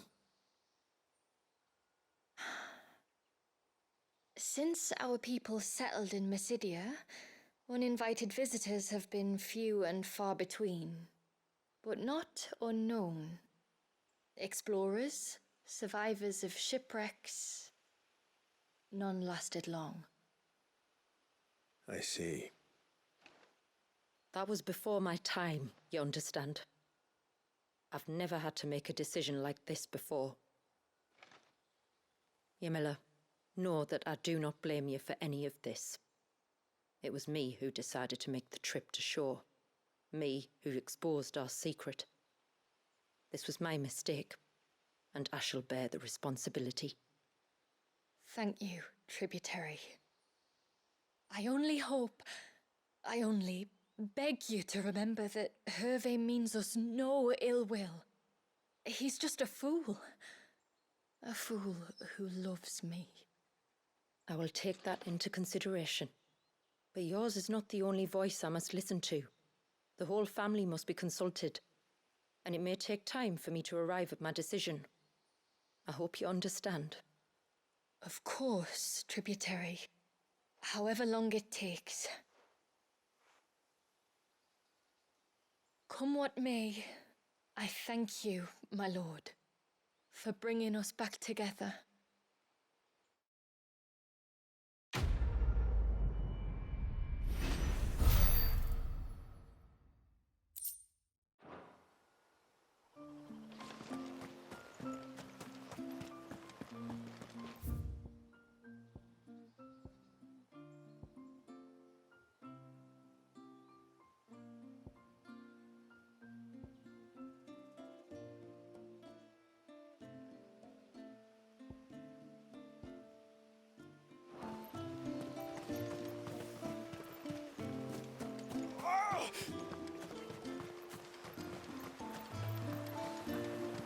Bastard things.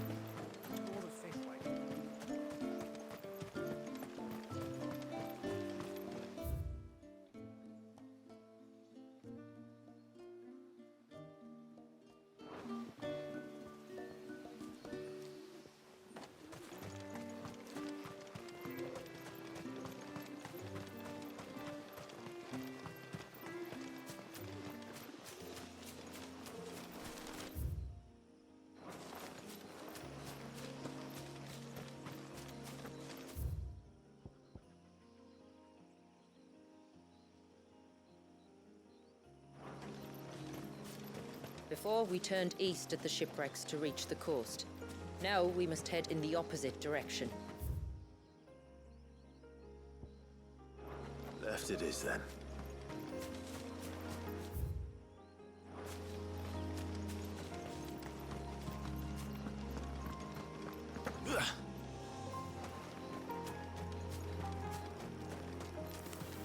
If there's one thing I know about beastmen, is that they love to hide in the dark.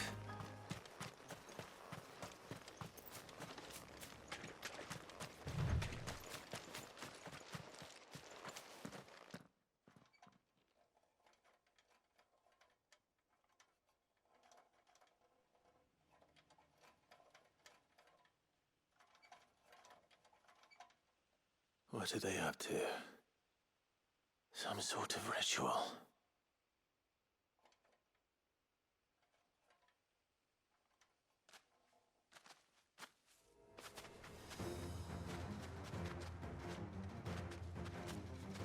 Sorry to disturb you.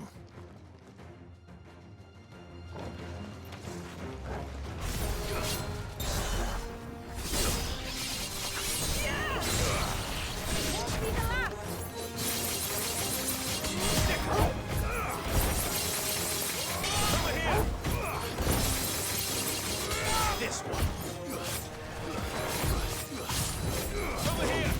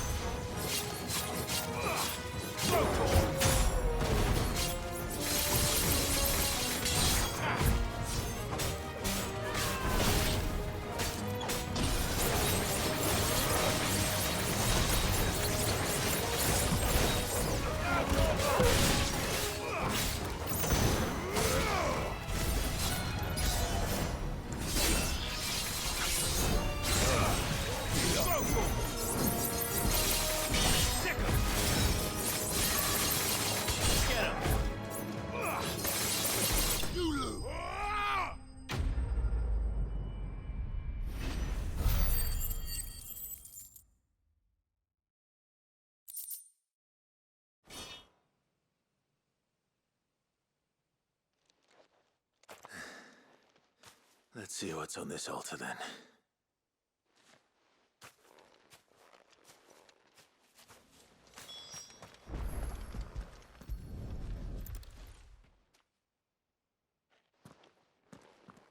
A silver chain.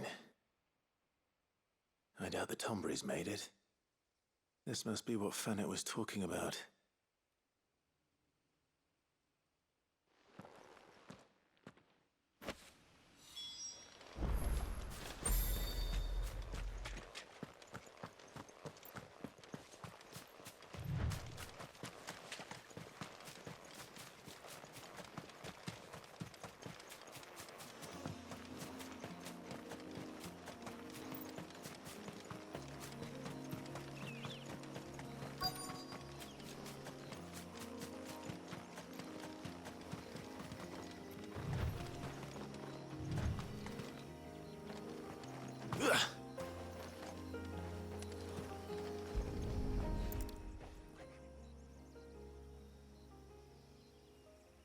Well, here's the cairn.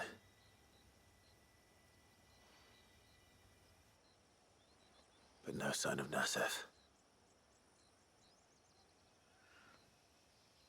To the riverbank, then.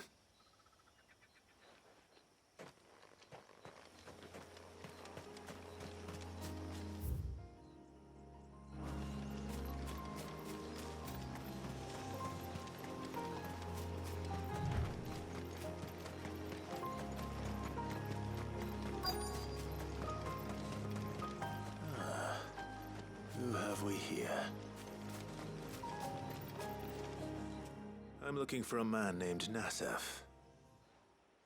Aye, I know him.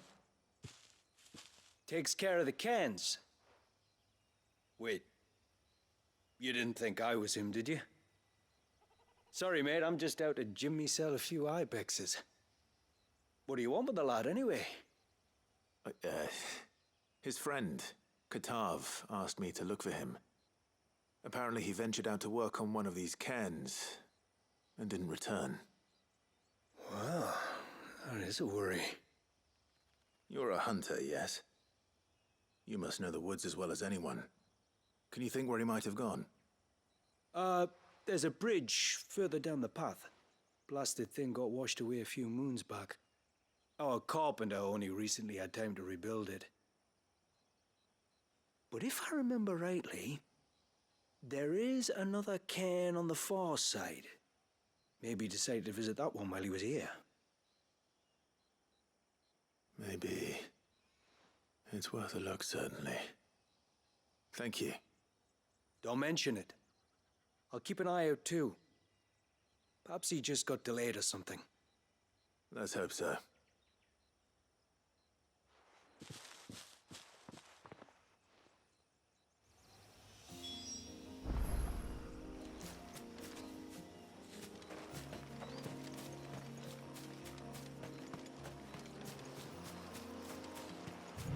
This must be the bridge the hunter was talking about.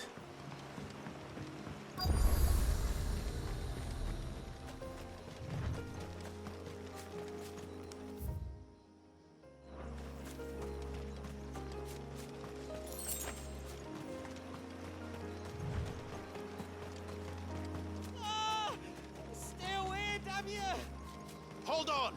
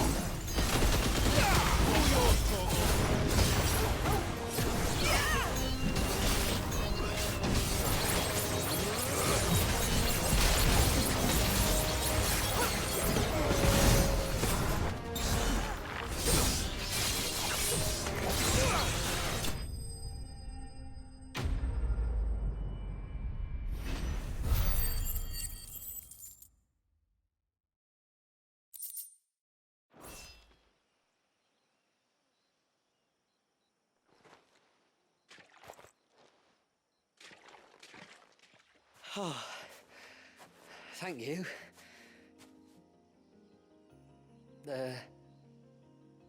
I'm the tributary's guest.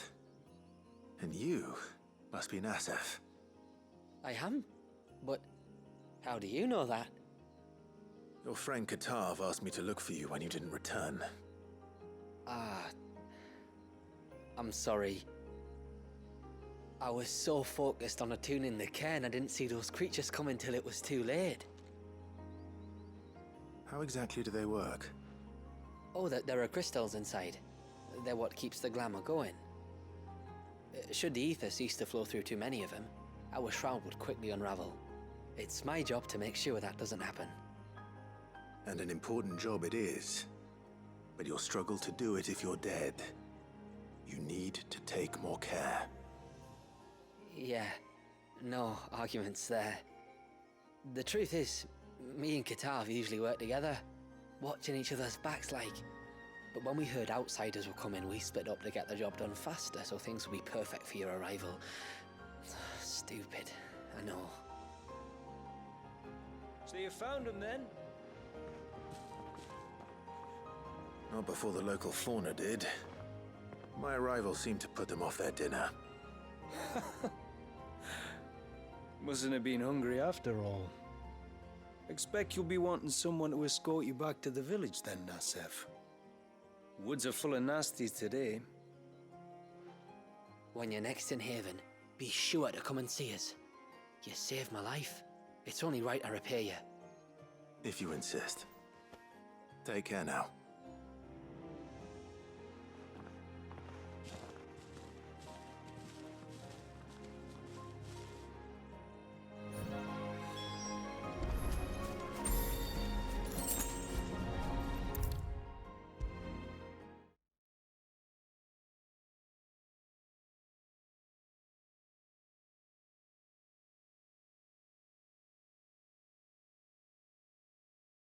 I thought I'd lost you. But you saw to it. Thank you. Nassef told me everything. If you hadn't got there when you did. Oh, it doesn't bear thinking about. All that matters is that you're safe. Far be it from me to tell you how to do your jobs, but don't go alone again. Or if we have to, maybe we should think about casting the glamour on ourselves to keep the wildlife from spotting us. It'd take its toll, of course, but it'd beat letting the cairns fall and having to weave the entire spell from scratch. Imagine if we had to do that. I'd rather not. We'd only succeed in adding 2 new piles of stone to the collection. Your bearers? That we are, thank the tides. The others can't attune to the crystals in the cairns the same way we can. Reckon this place would be doomed without us. So, you do this work for the good of your people? Not because... We're forced to. No. From what I've heard of the way things work on the outside, we were truly blessed that our rain fell here in Mysidia. Our people are few enough as it is. If we started turning on each other, kin against kin, over nothing but a stupid accident of birth, our days would be numbered. They would. Anyway, all's well that ends well, eh? Thanks to you, both of us lived to keep this place hidden another day.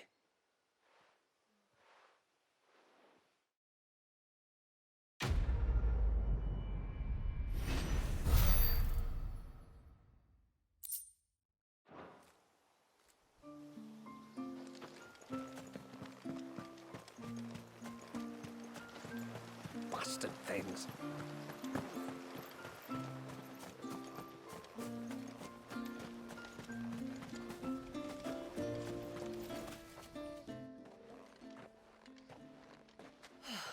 You're back.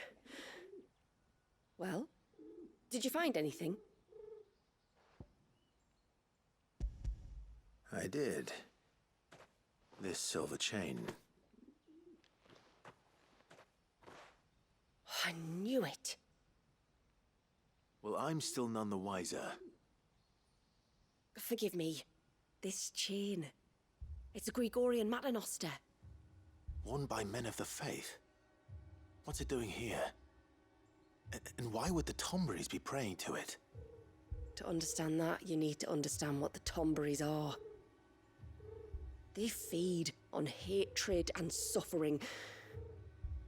And some say that if you render them an offering, some token of grievance against your fellow man, they will put a curse upon him. So you think someone's put a Tomberry curse on Talor? I can't say for sure. Truth be told, I always assumed it was an old wives' tale. But given his fear of the forest and the presence of the chain on the altar, I don't know what else to think. Does Talor have any enemies in the village? Anyone who would nurse such a grudge? No, I believe the one who left the chain at the altar was Talor himself. I beg your pardon? But there's more to the tale, you see.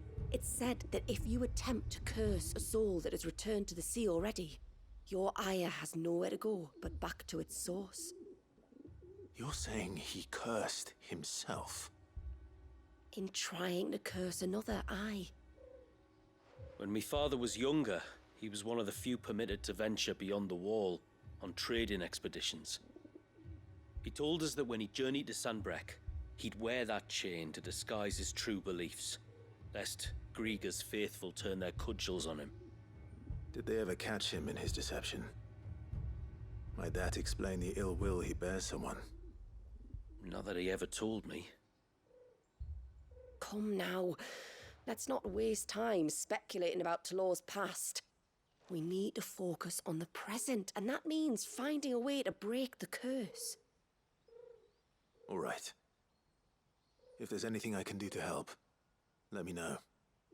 Thank you. I shall. Aye, and thanks for going to all this trouble. Here, it's not much, but I want you to have this.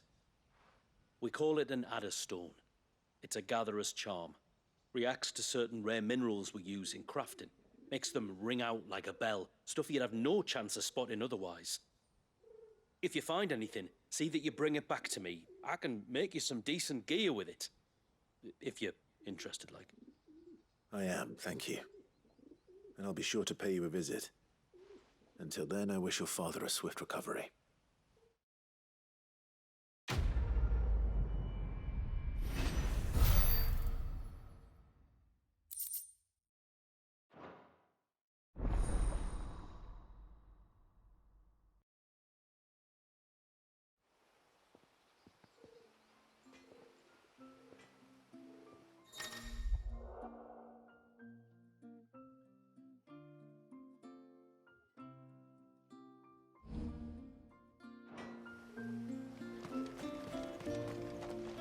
Yes?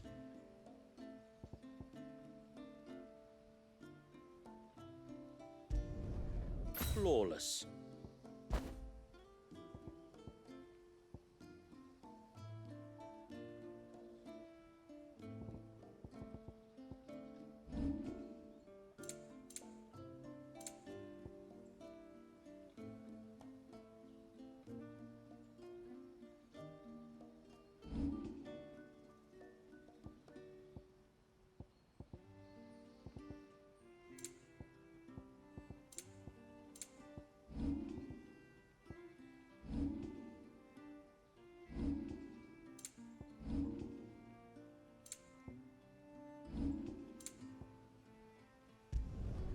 Done.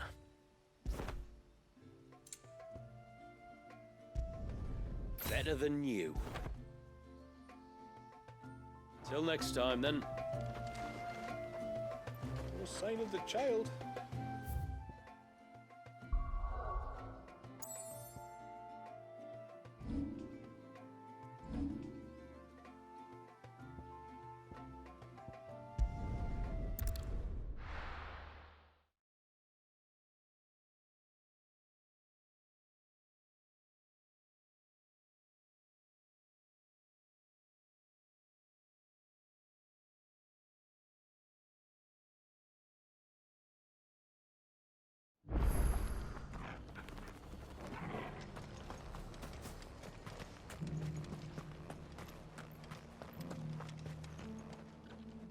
I remember you. You're the one who saved Whiteheart. How's the old girl doing? She's very well. Thank you. Oh, don't thank me. You're the one who saved her. Anyway, what brings you to the rest today? I was hoping to purchase a mimit gourd. And I thought you might be able to tell me where I could find one. Oh, reckon I could do better than that. Just so happens, I've got a whole cartload of the blasted things. Not a buyer in sight. Really? Aye, you'd be doing me a favor taking a few off my hands before they turn to mush. But just be on the lookout for wild birds, eh? Don't want them chasing after you like they did me. I will. And thank you. Oh, you're very welcome. Any friend of Whiteheart is a friend of mine. And in times like these, friends have got to stick together. We certainly do. Northreach, then. Wouldn't want to keep Anders' father waiting.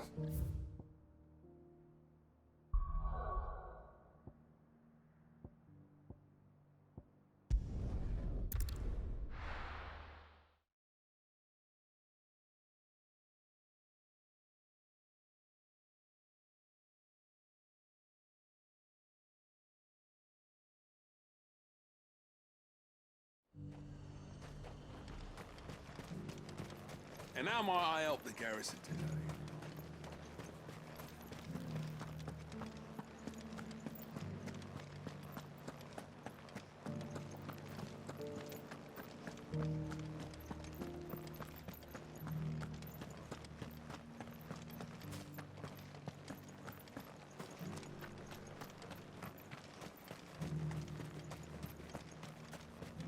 Those things didn't fight like men.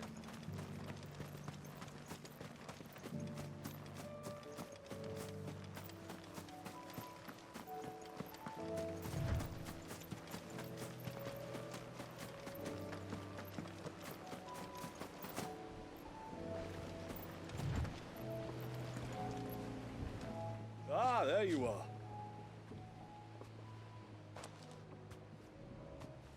And this must be Ambrosia, was it? Oh, she's a real beauty, isn't she? I have the mimic gourd too. Here.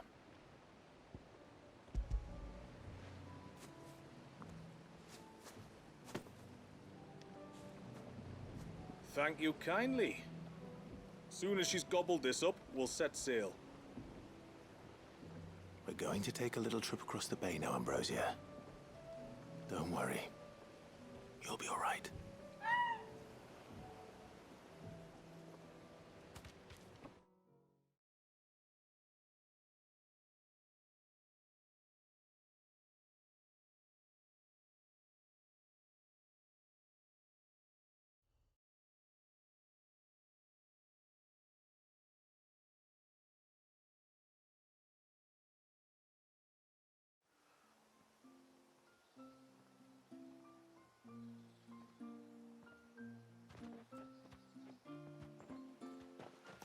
Well, we made it.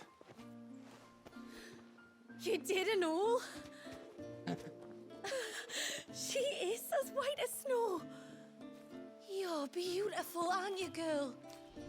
Brave, too. She was calm as you like on the journey over. The mimic gourd will have played its part, of course, but passing through the walls enough to spook most birds even then. Not this one, though. Ambrosia's been through a lot. I doubt there's much that could unnerve her now. Not with a beloved master by her side. No. It's you who looks after me, isn't it, girl? Anyway, thanks for bringing her here. I hope I can breed a bird like her someday. And if you and Ambrosia need ferrying back to Northreach, you only need say the word. Thank you. But I think we might explore Mysidia together. What do you say, Ambrosia?